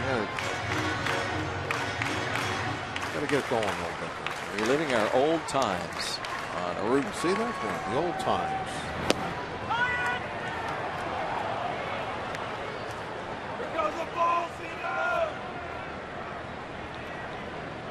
I'm going to stick with glorious past. I was going to say, I like that one. I'm glad that that person didn't put that on there, because then it would be rocked. Fly ball to right center. And nearing the wall. Oh, and enough to get out of here. There's an answer. Casey McGee. That ball kept carrying and carrying as Pagan went toward the track and then the wall. It's a 1-run game.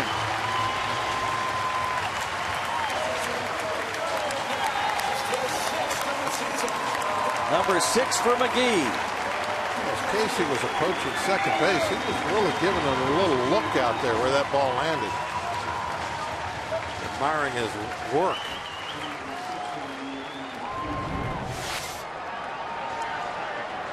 Up and away. And that's what the ball did. Up and away. 5-4.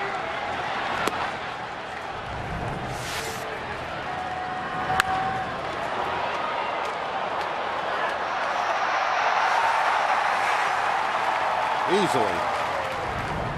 Not by a couple of those. That makes a better game, right? Bucks down 1 with 1 away. McGee hits his 6th. And starting to make improvements on that average and production at home. This homestand, that was one of his goals for sure.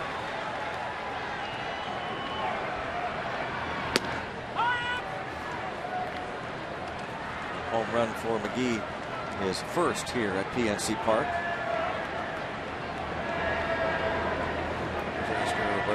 Where that ball ended up. That's what he was looking out there after.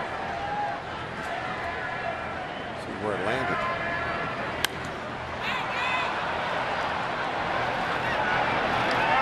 Not going to make it to the seats. Walker fouls out to Posey, 2 down.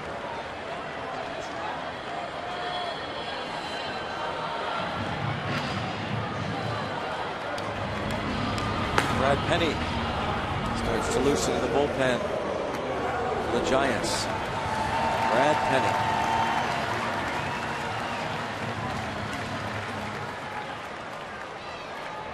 Alvarez has struck out, looking and fly to left.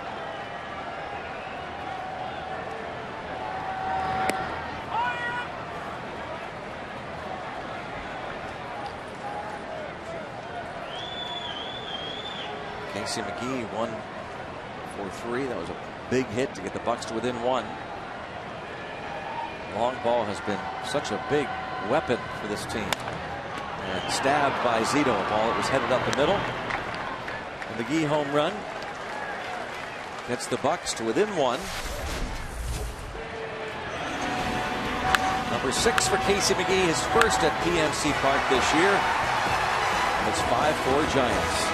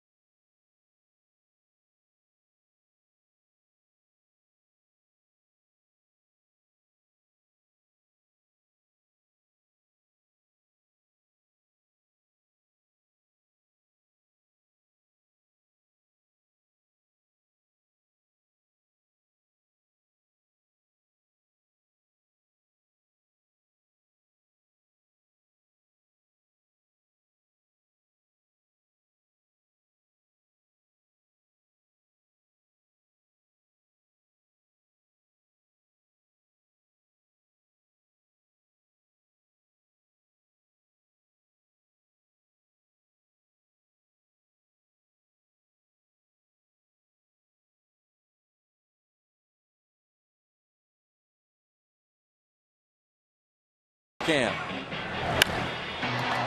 On drive to left, a double for Neil Walker just off the top of the wall. In left field, that close to being a home run. Coors Light Freeze Cam brought to you by Crossbrewed Coors Light. Walker double brought in a run. And everybody doing the Zoltan Z. Walker extending his hitting streak to 10 straight games. Pirates keep fighting their way back. Look at those comeback wins this season. That's what we're looking for. Like to do it sooner than later. Need for Rysov to be able to fill in that 0 in his win column. Shift on for Pablo Sandoval against the righty. Now batting left-handed. Hitting .299 from this side of the plate. 6 of his 7 home runs as a left-hand hitter.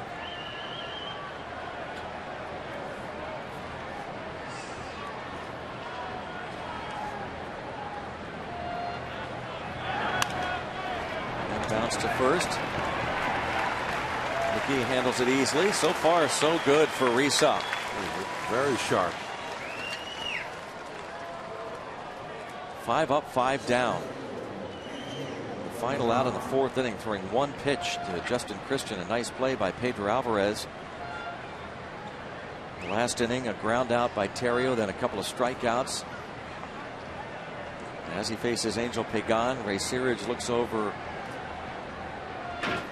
his reports as Brad Penny continues to loosen in the Giants' pen.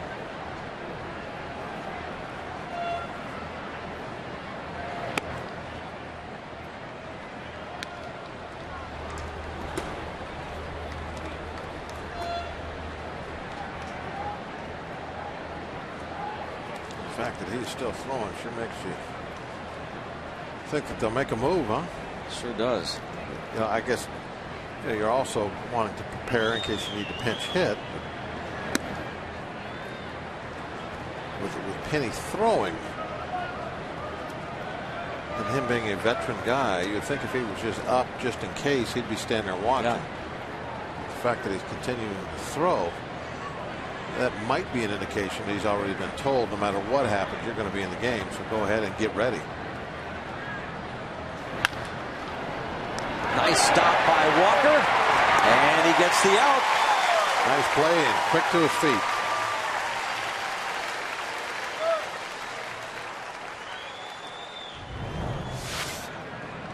This ball's hit pretty hard. One hopper. Walker didn't have much time to move sideways, right in the middle of the pocket.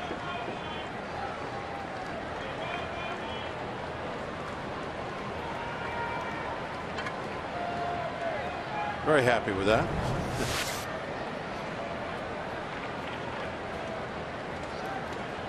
It's really a pickup to you when you off the bat, you kind of have a reaction in your mind of whether it's a hit or an out. And when somebody turns something you thought was a base hit into an out, I mean, that'll pick you up, pump you up.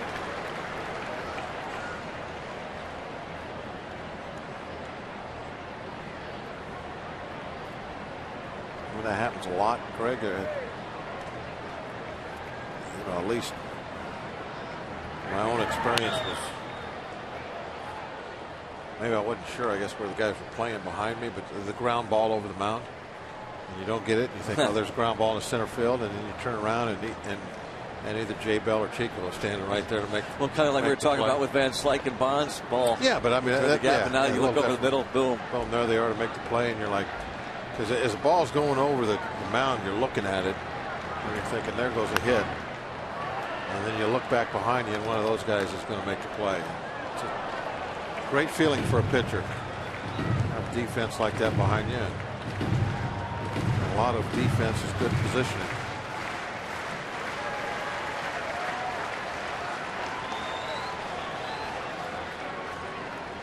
Oh, 0-2 on Hector Sanchez.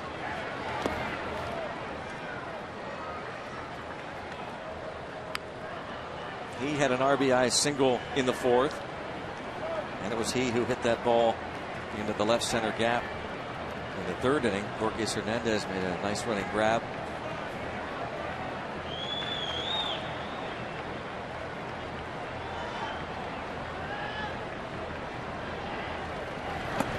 Oh man, Resaw. 7 up, 7 down. When you have comebacks, the team is down. A lot of times it's the relief work and, of course, outstanding defense. This time by Neil Walker. 5-4.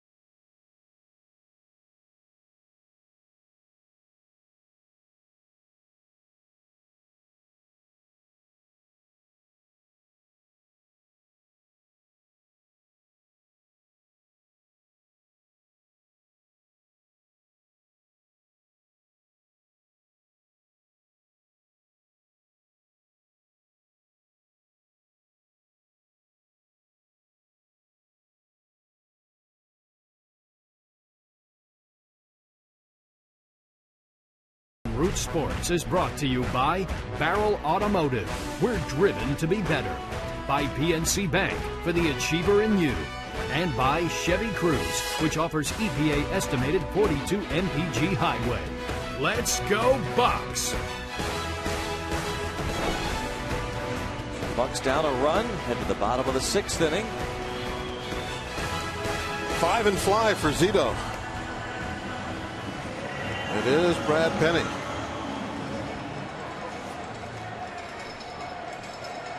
Gregor Blanco takes over in center field.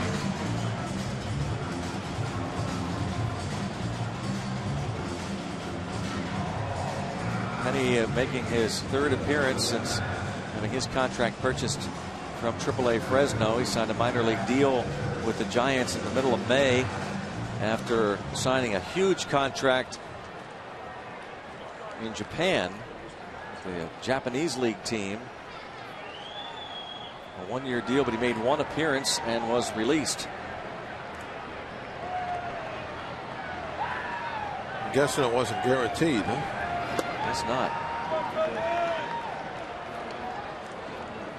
That's a bad appearance. You can make 1 appearance, get released. You know, maybe he just decided it wasn't for him. He could have asked for his release. He went, what, 3 1/3 innings. His only start, April the 4th. Gave up 7 hits, 6 runs. Struck out 1, walked 3. Threw just 64 pitches.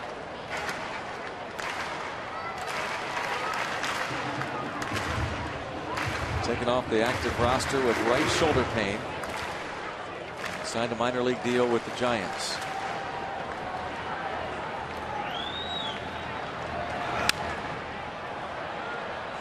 Into center field. 1 out. Brad Penny certainly has had some good years, and he remembers this ballpark fondly. PNC Park. He was an all-star, struck out the side. July 11, 2006. David Ortiz went down looking. Brad Penny with the Dodgers handful of years after coming up with the Florida Marlins. Time with Boston. It's his 2nd stint with San Francisco. Well, there's some good pitching that's come up with the Florida Marlins over the last 20 years.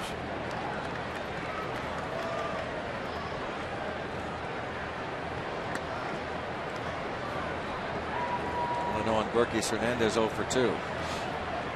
Nobody's ever stayed in Florida very long.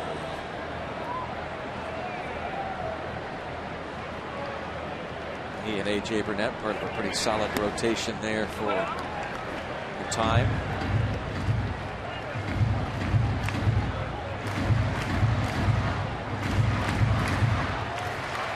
Brad Penny now 34 years old. Spent last year with the Tigers. Falls behind Gorkis Hernandez 3-0. Last year, Penny went 11-11 with Detroit, pitching for Jim Leyland. Made 31 starts.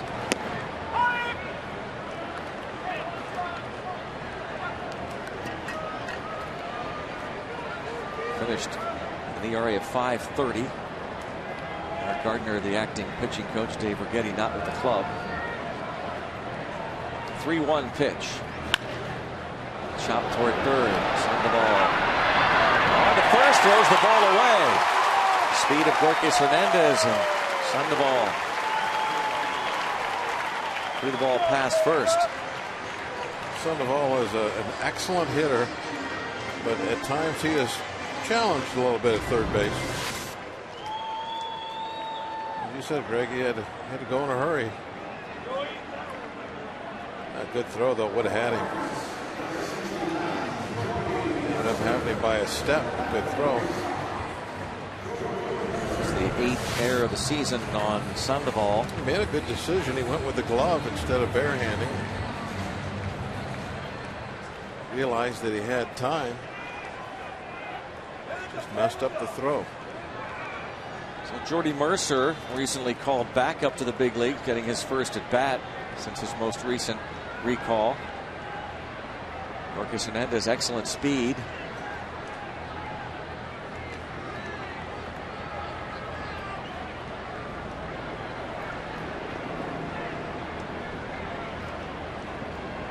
Limited action for Jordy Mercer. Recalled Thursday. And there goes Hernandez. Didn't get a great jump, but he made up for it with that tremendous speed. The stolen base for Gorkis Hernandez. Didn't wait long. Took advantage also of a throw that was a little bit on the shortstop side.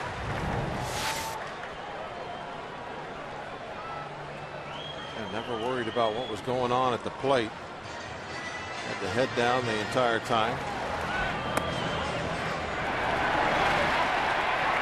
That throw wasn't much over on the shortstop side. Only by maybe 3 or 4 inches at best.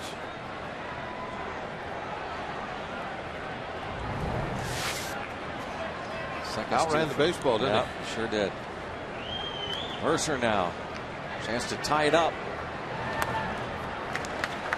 2-0 on Jordy Mercer. He's had just 9 previous at bats.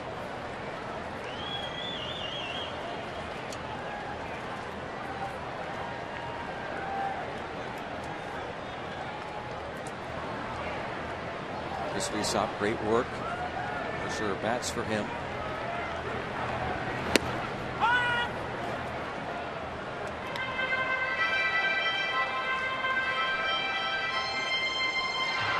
Second stint for Mercer at the big league level. Made a couple of starts at short. His first time up back in June. 2-1 count on Mercer. Fly ball to shallow right. Easy play for Christian, and now top of the order, and Josh Harrison, who's been on base 3 times, couple of hits, a walk, and has scored a couple of runs. Gorkis Hernandez still in scoring position.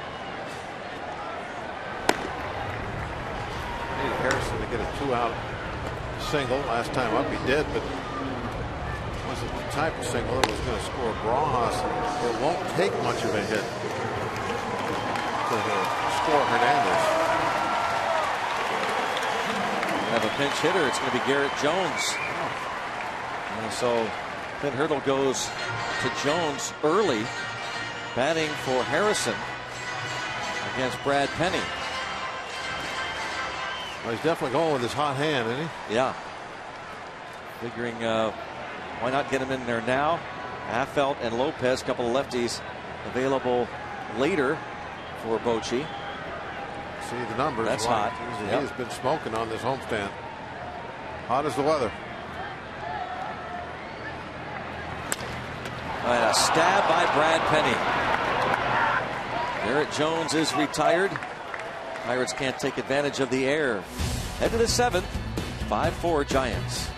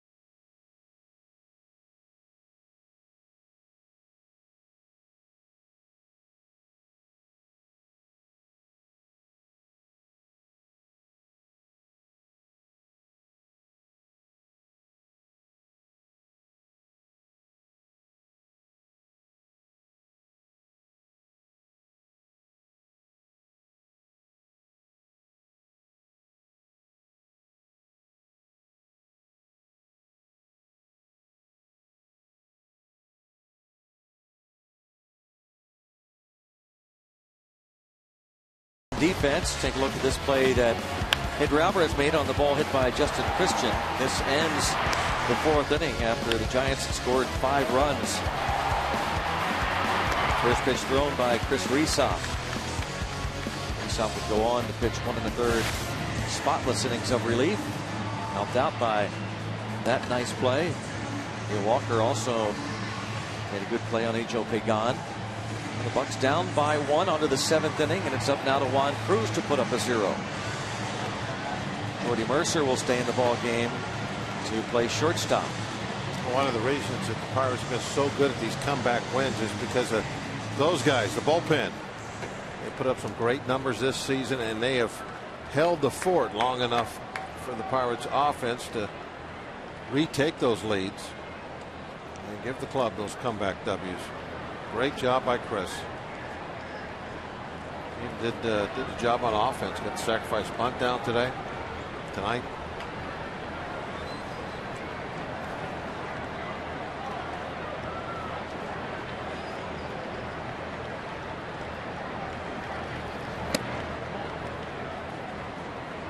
Ball 1 on Joaquin Arias.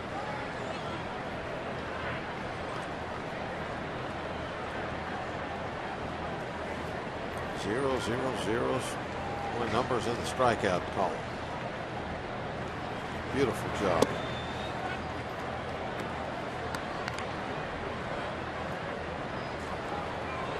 He's chatting there with A.J. Burnett.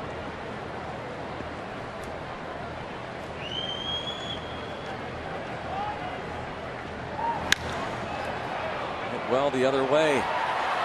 Sutton. Kicks off Sutton. There's a slip there between first and second, but Arias is going to get into second base easily anyway. A double off the wall.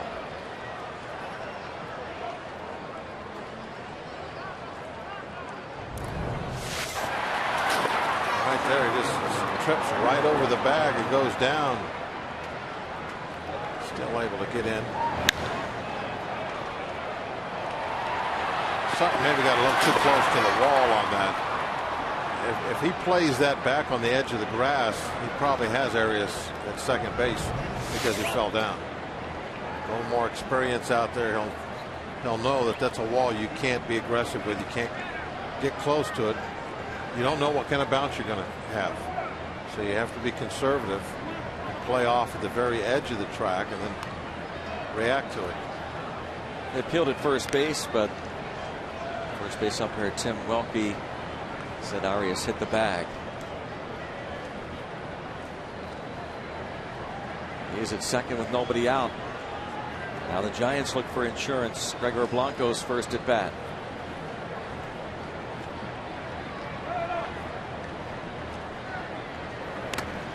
Once it foul.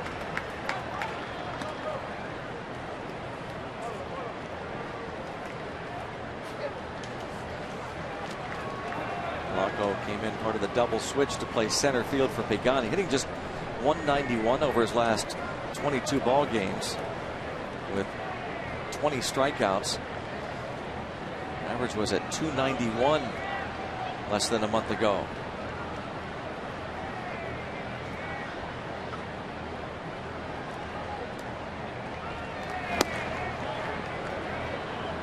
One ball, one strike.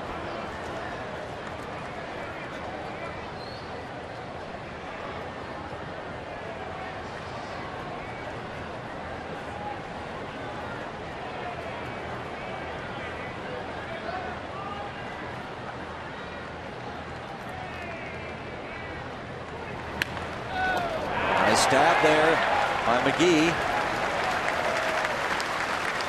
One out. That really put Arias in a tough spot. Arias wants to get over to third base. That ball's hit to his left.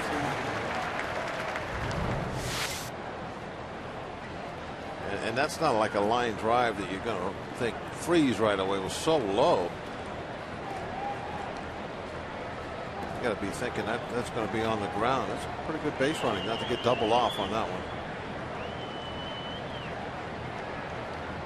Juan Cruz faces Justin Christian, and he lines this ball into right center field. Sutton, the gun toward the plate. Great job by Sutton there. They're really aggressive going after that base hit. Nice jump on it. And you know what was the best thing about that? Perfect throw right to the cutoff man.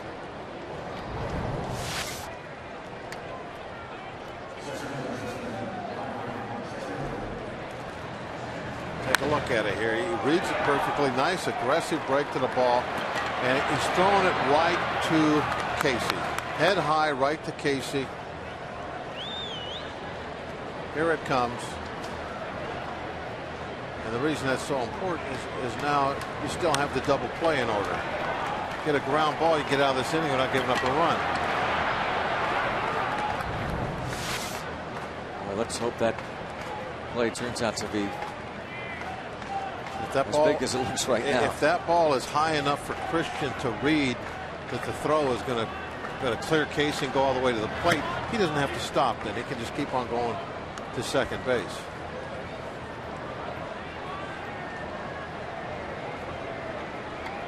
So really, even if the ball's not cut off, as long as it's low enough to be cut off, you've done your job, because now the base runner has to respect that, and he's got to come to a stop.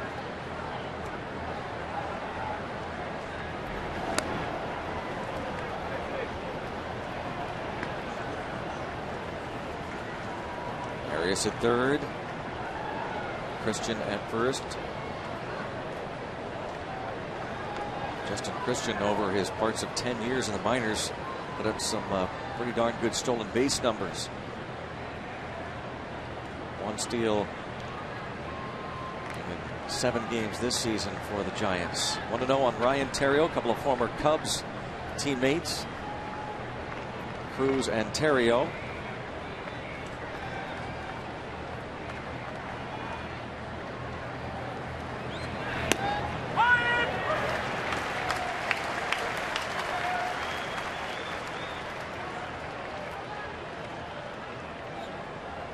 Ball a strike on the riot.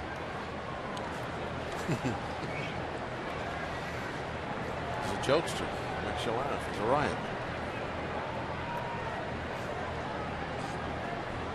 First year with the Giants, last year with the Cardinals.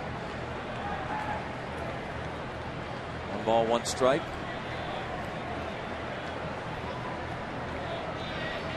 Runner goes from first, and it's fouled off to the right, out of play. Christian took off. And what we've seen this year oftentimes from the Pirates, they don't even have their catchers throw to second.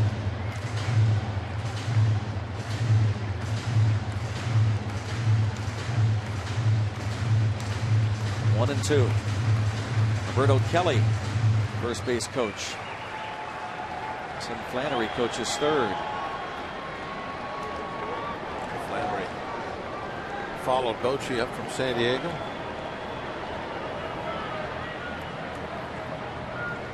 One ball, 2 strikes, 1 out.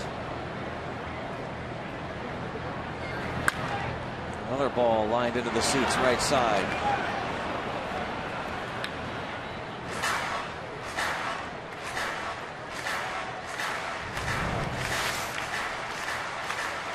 A lot of pitches upstairs.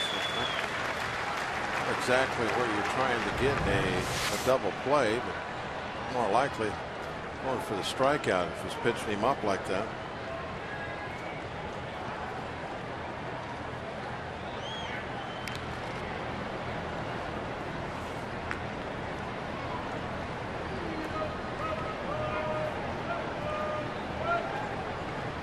Ontario has hit into 6 double plays this season. Tied for the 3rd most on the team.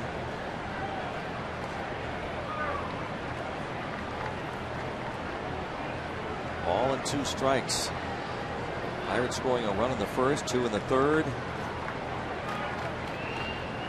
Then Eric Bedard struggled in that 4th inning.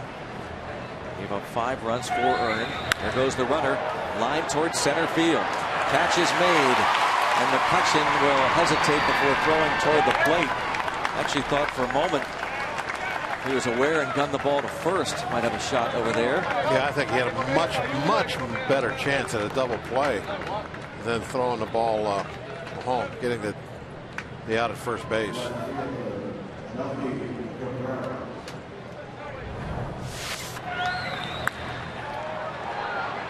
And look how long it took Christian. Look at Barajas pointing to first. Barajas doesn't like it. He needs, I mean, the only person that can talk to him out there is maybe shortstop, but you would really love to hear from your left fielder there, because he's got the play in front of him. He can see what's going on there. He can be yelling first base, first base.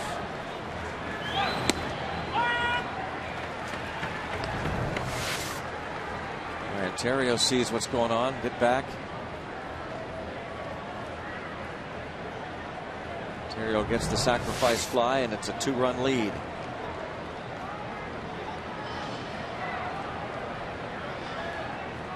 Giants with 6 runs on 6 hits. And there goes the runner again from first. And right on the money. 2-6 on the caught stealing. Now Barajas throws out Justin Christian. Take another look at this perfect throw. Fans, it's time for the 7th inning stretch. We invite you now to Justin Christian follow the bouncing is thrown out. Jordy Mercer takes the throw. Taking me out to the ball game here at PNC Park. 6-4 Giants.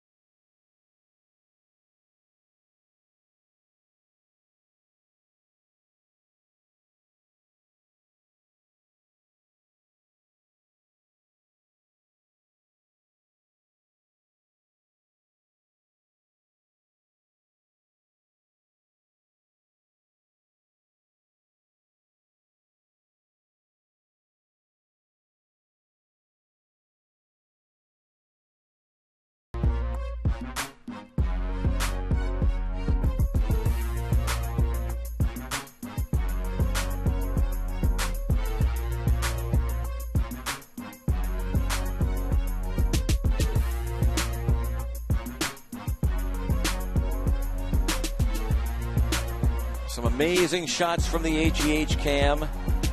Pirates-Giants game 1 of 3. And it's 6-4 Giants. Although the Pirates have hit San Francisco. Pirates a couple of errors. Not a really clean, crisp ball game to this point, but Pirates continue to battle. And this is a very important bottom of the 7th with Sutton, McCutchen, McGee against Brad Penny. Penny returning to the big leagues recently. It's just his 3rd appearance this season in the major leagues. 1 ball, 1 strike.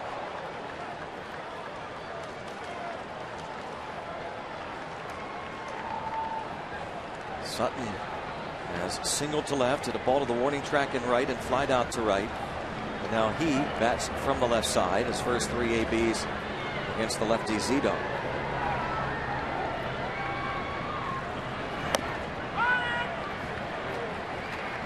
Look at Brad Penny's minor league numbers this season for San Francisco after he was released by that Japanese club. And in 7 relief outings with AAA Fresno, he had a 5.40 ERA, only 8 1/3 innings, 5 runs. So it looks on the surface like Giants were kind of desperate for some pitching out of the bullpen, and call up the veteran Penny. And he gets Sutton. He's getting outs. Brings up Andrew McCutchen. He's not given up a hit to this point. Facing 5 Pirate batters. McCutchen was 2 for 3 against Zito.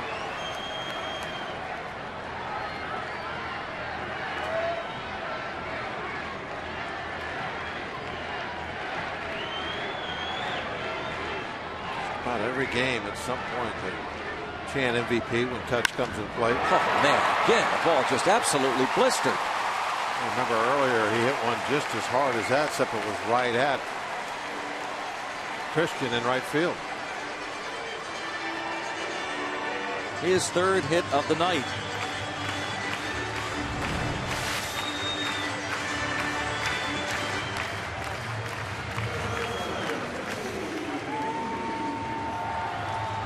Foul.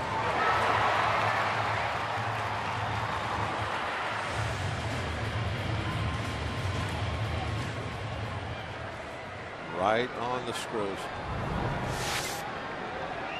McCutchen has not done much running for the past month. And diving stop by Sandoval. Can't get the ball out of his glove, and he does go to first to get the out, retiring McGee.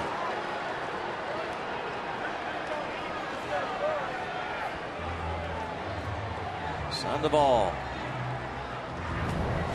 I was hoping that he would maybe panic a little bit, throw this one away, but from his knees he got one over there just barely on target. That would have been a great help if that one would have sailed into the stands. Sandoval, the nice stop, getting the out at first. So McCutchen at second with 2 outs. Here's Neil Walker.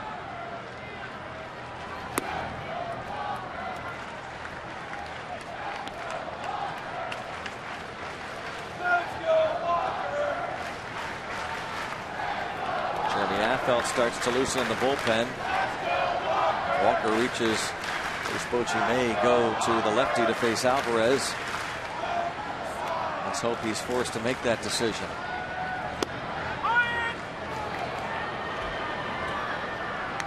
One and one. Maybe Walker can find the seats with one. Make that move a little too late. 5 home runs at this point. Yeah, Penny, he gave up 24 home runs last year.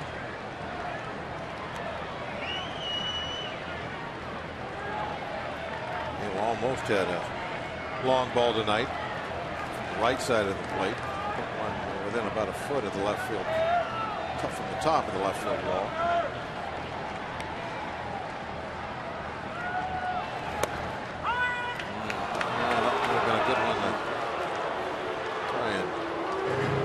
the Clemente wall.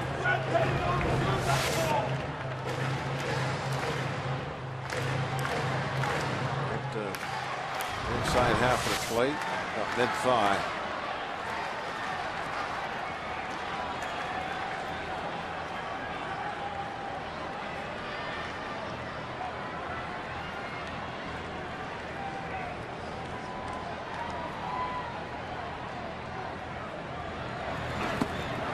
Brad Penny strikes out Leo Walker. The runner at second. Still 6-4 Giants.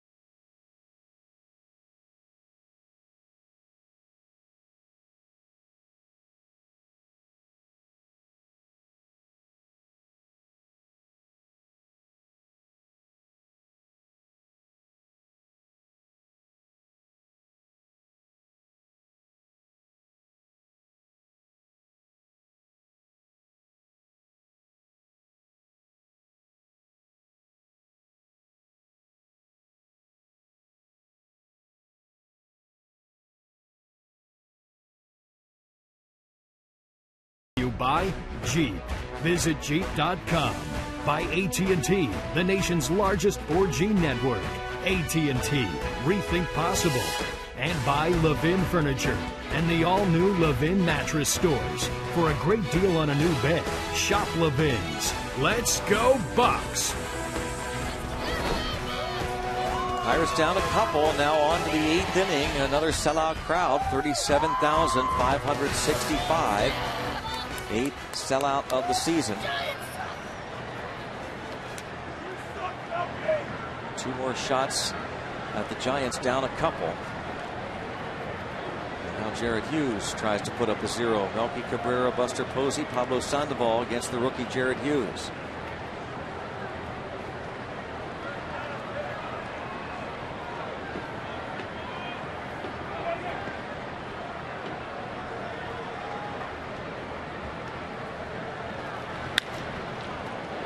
Base hit for Melky Cabrera, so he's 2 for 4.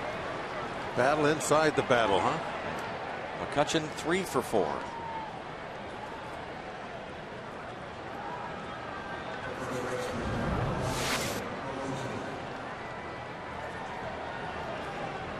All up and away that he got on top of. You don't see too many ground balls off that pitch.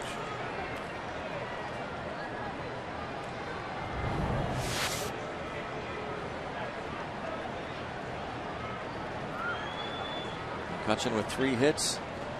Cabrera with a couple.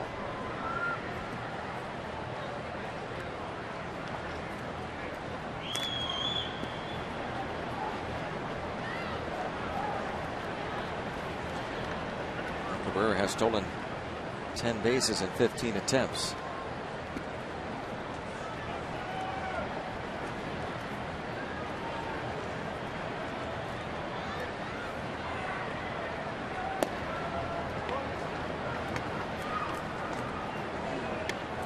Posey tonight has bounced to short, walked, and struck out looking.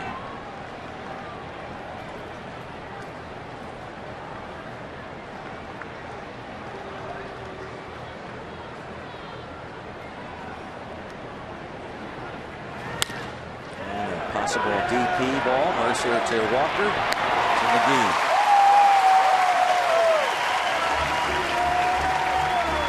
Sunday, the Pirates conclude this series, this homestand against the Giants, 135. All kids 14 and under get one of these pierogi inner tubes courtesy of Mrs. T's Pierogies. And we invite you to come out early for the #1 Cochran Family Fun Zone on Federal Street and stay after the game. Kids can run the bases thanks to H.K. Anderson Pretzels. For tickets, go to pirates.com this Sunday.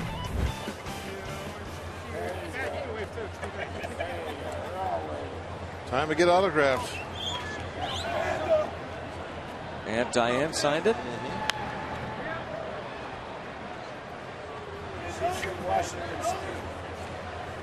I don't know if I'd want one of those in this weather. I was thinking the same thing. That might be a little warm.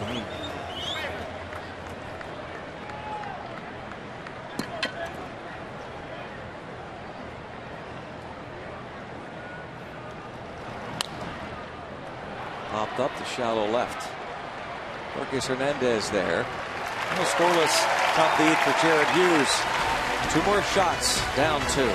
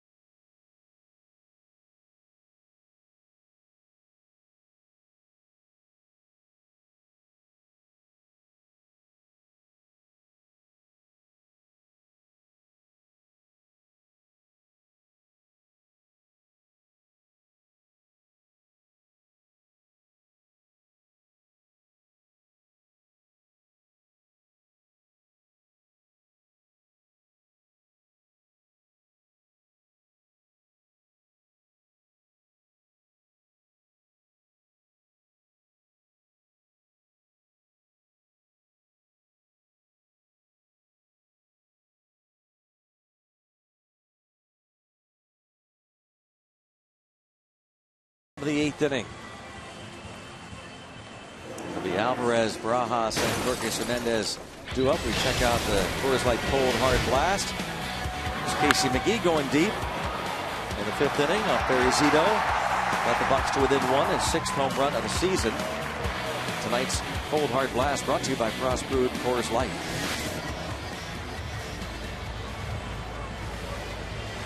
The Rally Pirate. I think that could be Rally Caps. That is the Pirates' new mascot. One of those things that sit out in the yard. Gnomes, yeah. Yeah, it's a rally gnome, it looks like. Pirate gnome. Former Pirate Javier Lopez will start this inning. So tough on left-hand hitters normally. Lopez, who was traded over from the Pirates to the Giants 2 years ago.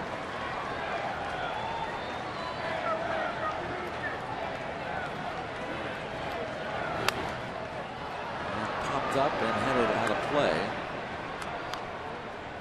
For third base, moving from shortstop, Joaquin Arias. Brandon Crawford takes over at shortstop.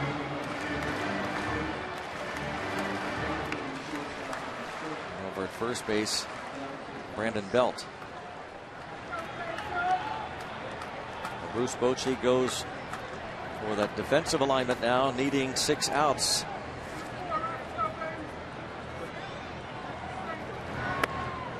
Giants try to end a 3-game losing streak.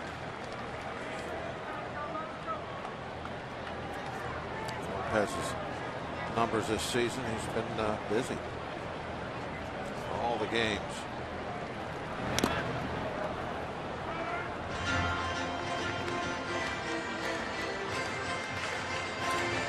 This year, lefties hitting .239 against Javier Lopez.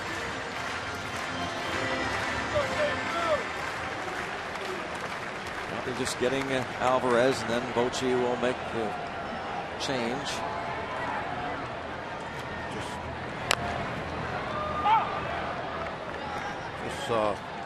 Gardner asked if bullpen was ready. Looked out there, held his hat very high, but probably it was more of an answer to see that he saw them. That's the sign that the bullpen reliever is ready. It's always been like that from the days before they had phones. High drive to right center field. Forget it. Clear the deck. Cannonball coming. Falls in the trees, Greg. Tree shot. He walloped it off the lefty. You know, you just don't see too many get into the trees here. Number 16, and the Pirates within one. 16 for Alvarez, and hit it off the left-hander.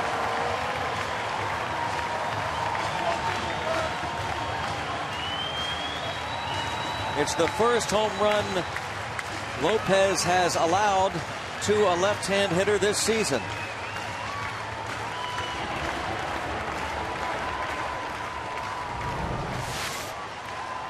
When Alvarez gets a hold of them, they are a beauty to behold, aren't they? Quite majestic. That's his third off a left-hander. He can pound the baseball. Look how far that went into the trees.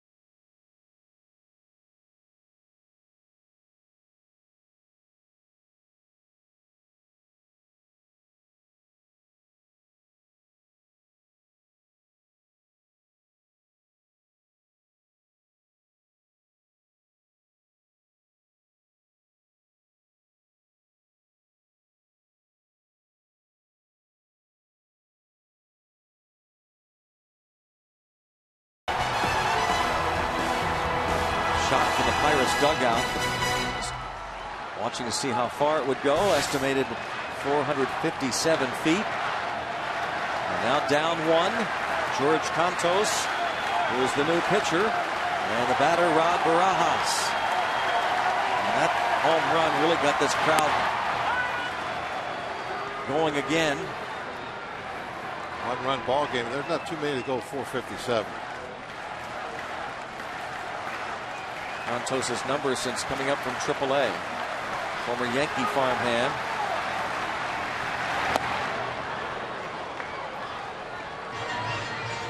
Barajas 0 for 2 with a walk.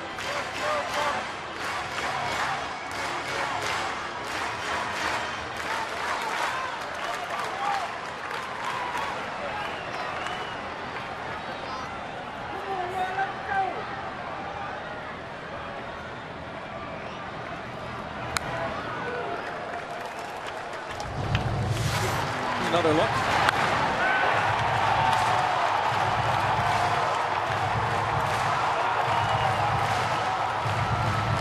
Bouncing into the trees.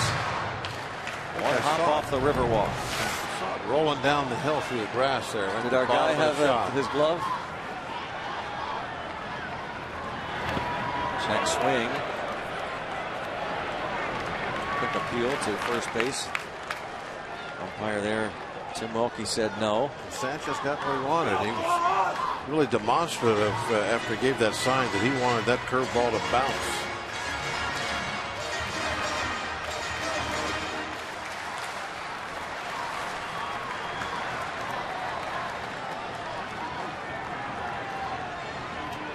Big crowd and a lot of just standing room. Slowly hit ground ball. Comfort. One away. Well, if you're hitting the road, you can take the Pirates with you the rest of this season by subscribing to MLB.tv. See every Pirates out-of-market game live online and on your favorite devices in HD quality. Visit Pirates.com to order and get more details. MLB.tv, baseball everywhere. You can do it right now. Sign up. Here is Gorkis Hernandez, 0 for 3.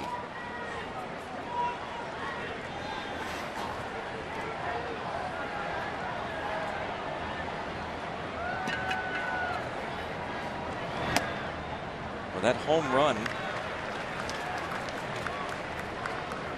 that Lopez gave up moments ago to Pedro Alvarez. Said it was the first one given up by Lopez this season to a left-hand hitter. It was the first home run given up by Lopez since July 28, 2008.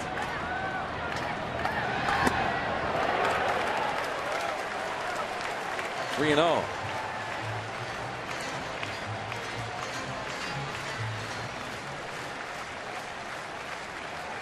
So lefties sure don't often hit the ball to the yard against Javier Lopez. First time a left-hand hitter's done it since 2008. Gotta get the speed on base. Almost low enough.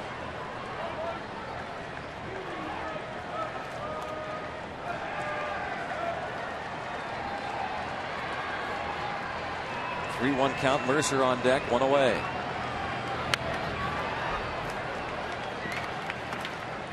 I wonder, you know, the third baseman Arias playing back. Not going to do it now. But he was playing back even on that 3-1 pitch. Yeah, but I don't think he's going to bunt for a base hit on a 3-1 pitch. Well, even earlier in the count. 3-0? No. I mean, from the very beginning, no sign of bunting, I guess, is my thought. Oh, I see. Not even never show it. And I know he had a bunch this year in the minors, obviously, with a great speed, but neither here nor there. Need to get a hit or get on. Instead, it's a strikeout and 2 away. Down 3-0, came back, and that's one of the things that Gorkis is going to have to prove that he can do, that he can hit well enough to play at this level. As he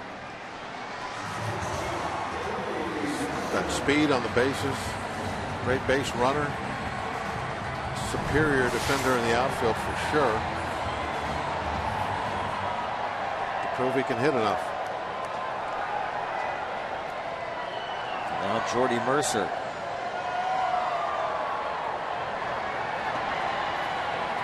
There's little doubt that, and it could even happen the next couple days, but certainly by next Friday when the Pirates go to Milwaukee after the All-Star break, it'll be a different looking 25-man roster.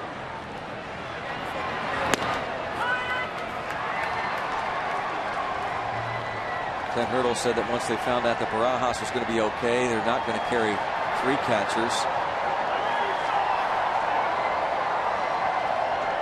They're going to rearrange the rotation after the break too, and this should be easy for Crawford. Guns it to first and gets Mercer by a half a step. So the Pirates will go to the ninth down 1 thanks to the Pedro Alvarez mammoth shot. 457 feet.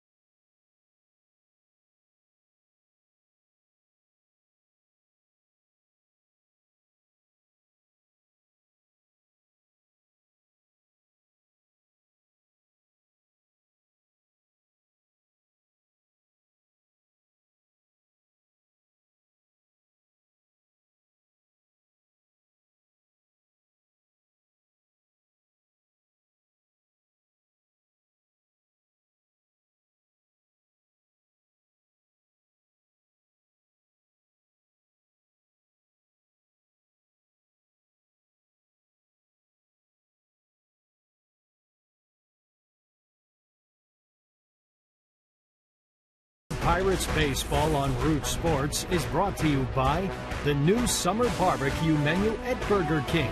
Let's have a barbecue today. Let's go Bucks! 6-5. Pirates trail by 1. In the bottom of the ninth inning, they'll have pinch hitter Drew Sutton and Andrew McCutchen due up. Now their closer has been, and Brian Wilson is out for the year. Underwent Tommy John surgery. Their closer has been Santiago Casilla, who has blown back-to-back save opportunities. Brandon Belt, his first plate appearance.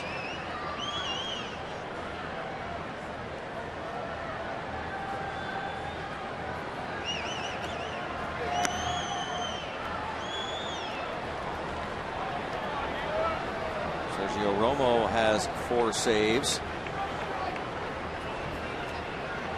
Looks like Bruce Bochy will go with Romo.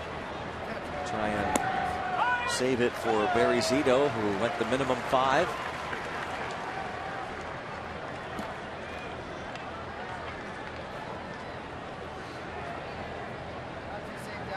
Pirates have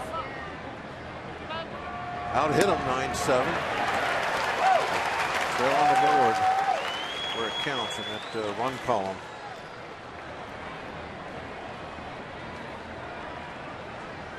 The Alvarez home run, getting the Bucks back to within 1.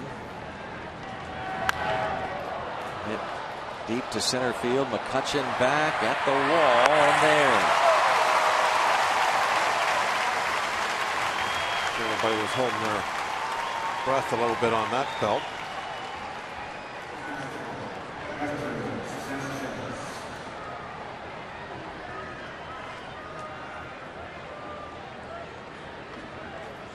Jared Hughes gave up the leadoff hit to Cabrera, then got a double play from Posey. Sandoval flied out. There's Hector Sanchez. He's 1 out of 3. This is going to be trouble if it's fair, and it is fair.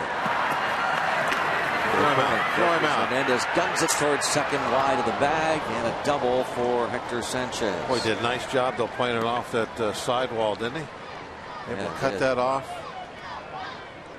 He really can do it all out in the outfield. I mean, he's not even in the picture. It looks like this ball's going in the corner for sure, and there he is. Cuts it off. He has a strong arm, and this one just wasn't very accurate. And Sanchez knew he had to hurry, put his head down.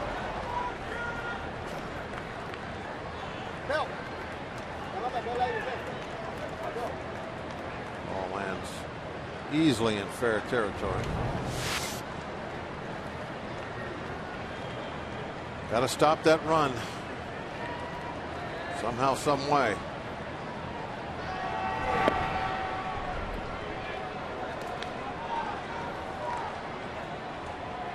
Joaquin Arias had a big leadoff double in the 7th off Juan Cruz and scored a very important insurance run.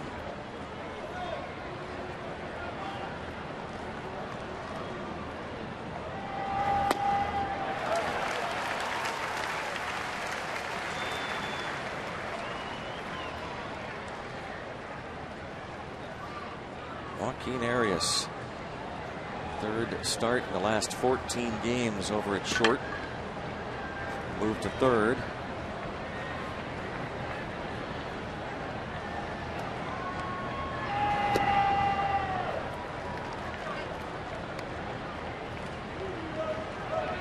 Two-one count on the former Rangers product.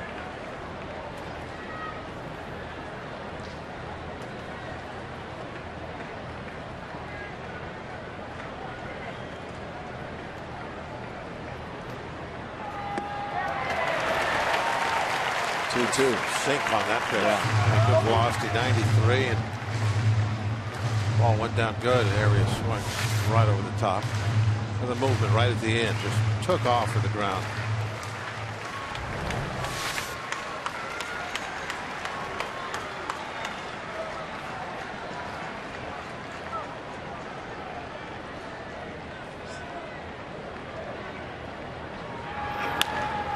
Bounce to short. Scoop by Mercer, toss to first, 2 away.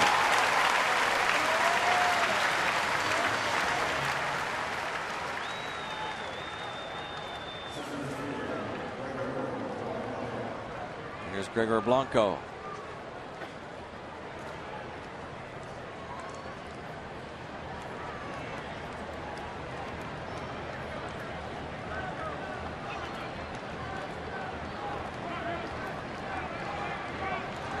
Out to first in his only at bat in the 7th.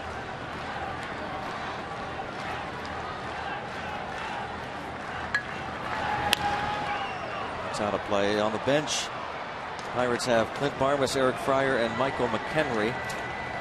So one of those three would lead off the bottom of this 9th inning. The Bucks trailing currently by 1. And then Drew Sutton and Andrew McCutchen due up.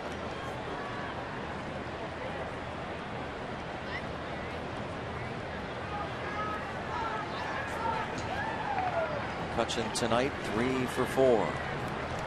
2 RBIs. Sutton 1 out of 4. Ball gets away and allow the runner to move up to third.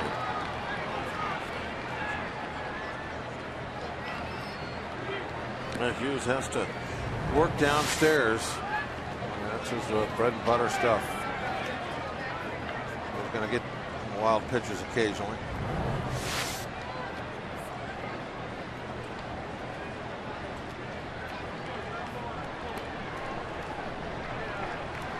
Bucks pitching staff has uncorked the 7th fewest wild pitches in the National League.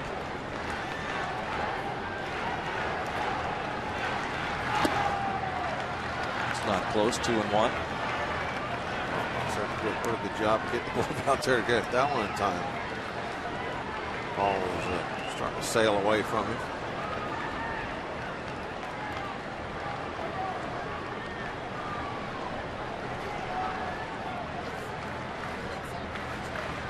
Two and one.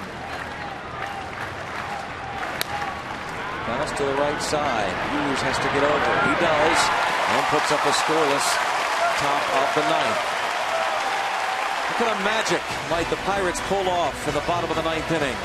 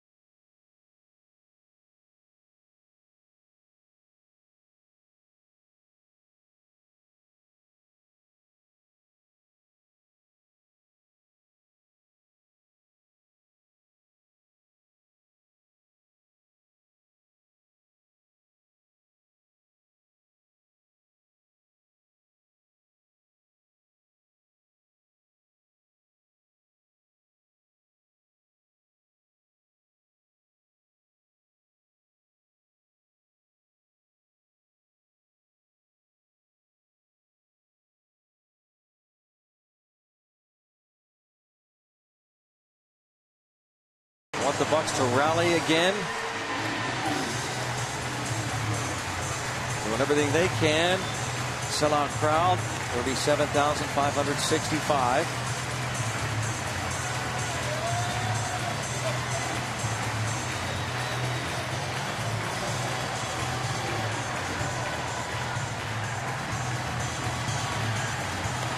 Sergio Romo going to try and save it. Eric Fryer will pinch hit.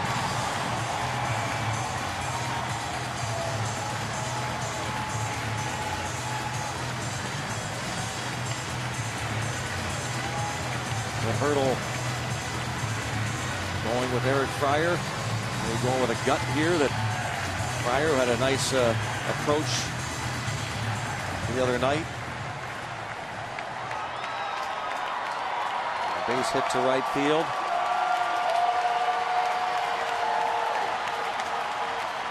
Currently a third string catcher with the Bucks. Yeah, if they do go to two catchers, like Clint suggested, then he's going to be the odd man out, obviously.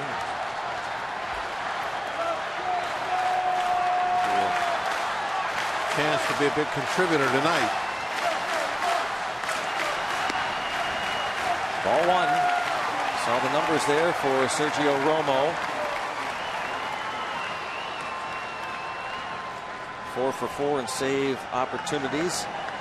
His last save was against the Dodgers June 27th.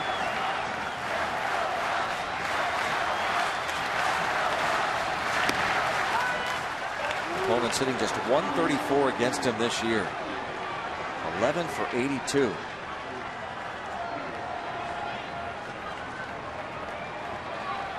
He has been unscored upon in 28 of 30 games this year. And 57 of the last 60 outings going back to last year. Great numbers. Sergio Romo. On a fly ball to center. One down. What's that pitcher that the Pirates used to have? They had a Romo that pitched back in like 79. Enrique Romo, that's right. Well, remember this Tuesday night. I remember. Drew Sutton's walk-off home run. First of the season.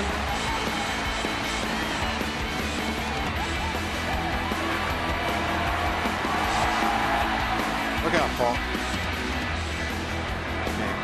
Shaving cream pie.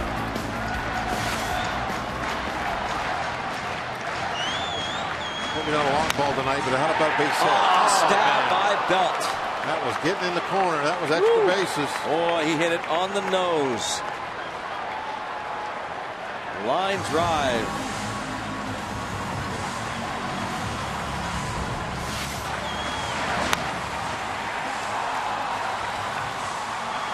Easily been in the corner. That's a double. Yeah. Can't control where they go, just how hard you hit them. And definitely did good work centering that baseball up. And now it's Romo against McCutchen with 2 outs and nobody on McCutchen. 2 for 6, 3 strikeouts. Previous matchups against Sergio Romo.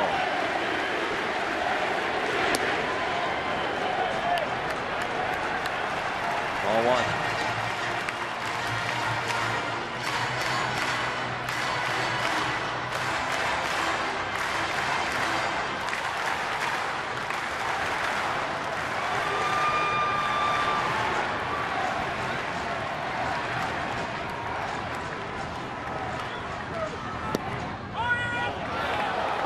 Ball one strike.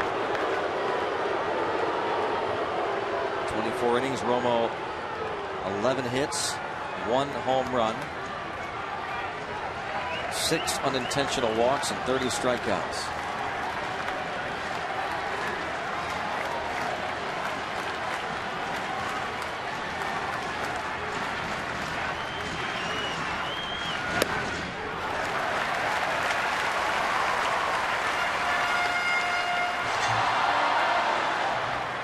On the rail and on their feet.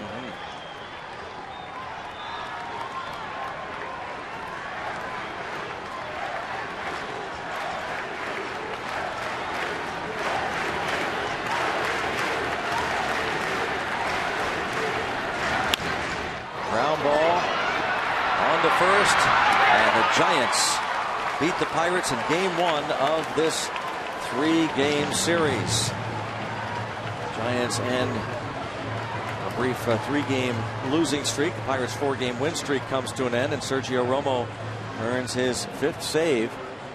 Giants hold on to win it 6-5. Yeah, this was a tough one really to win. Eric Bedard got off to a real good start. Didn't give up a hit till the 4th inning, but when the hits came, so the runs. That 5 spot in the 5th the Giants put up was just too much to have to overcome, even though the Bucs have been comeback winners so much this year. Just couldn't quite make it tonight. But got to win 2 out of 3, and there's 2 games left. Nissan presents the road ahead. And here's Ryan Vogelsong going for the Giants tomorrow afternoon against James McDonald. And A.J. Burnett will look for his 10th win of the year. He'll be opposed by Tim Lincecum.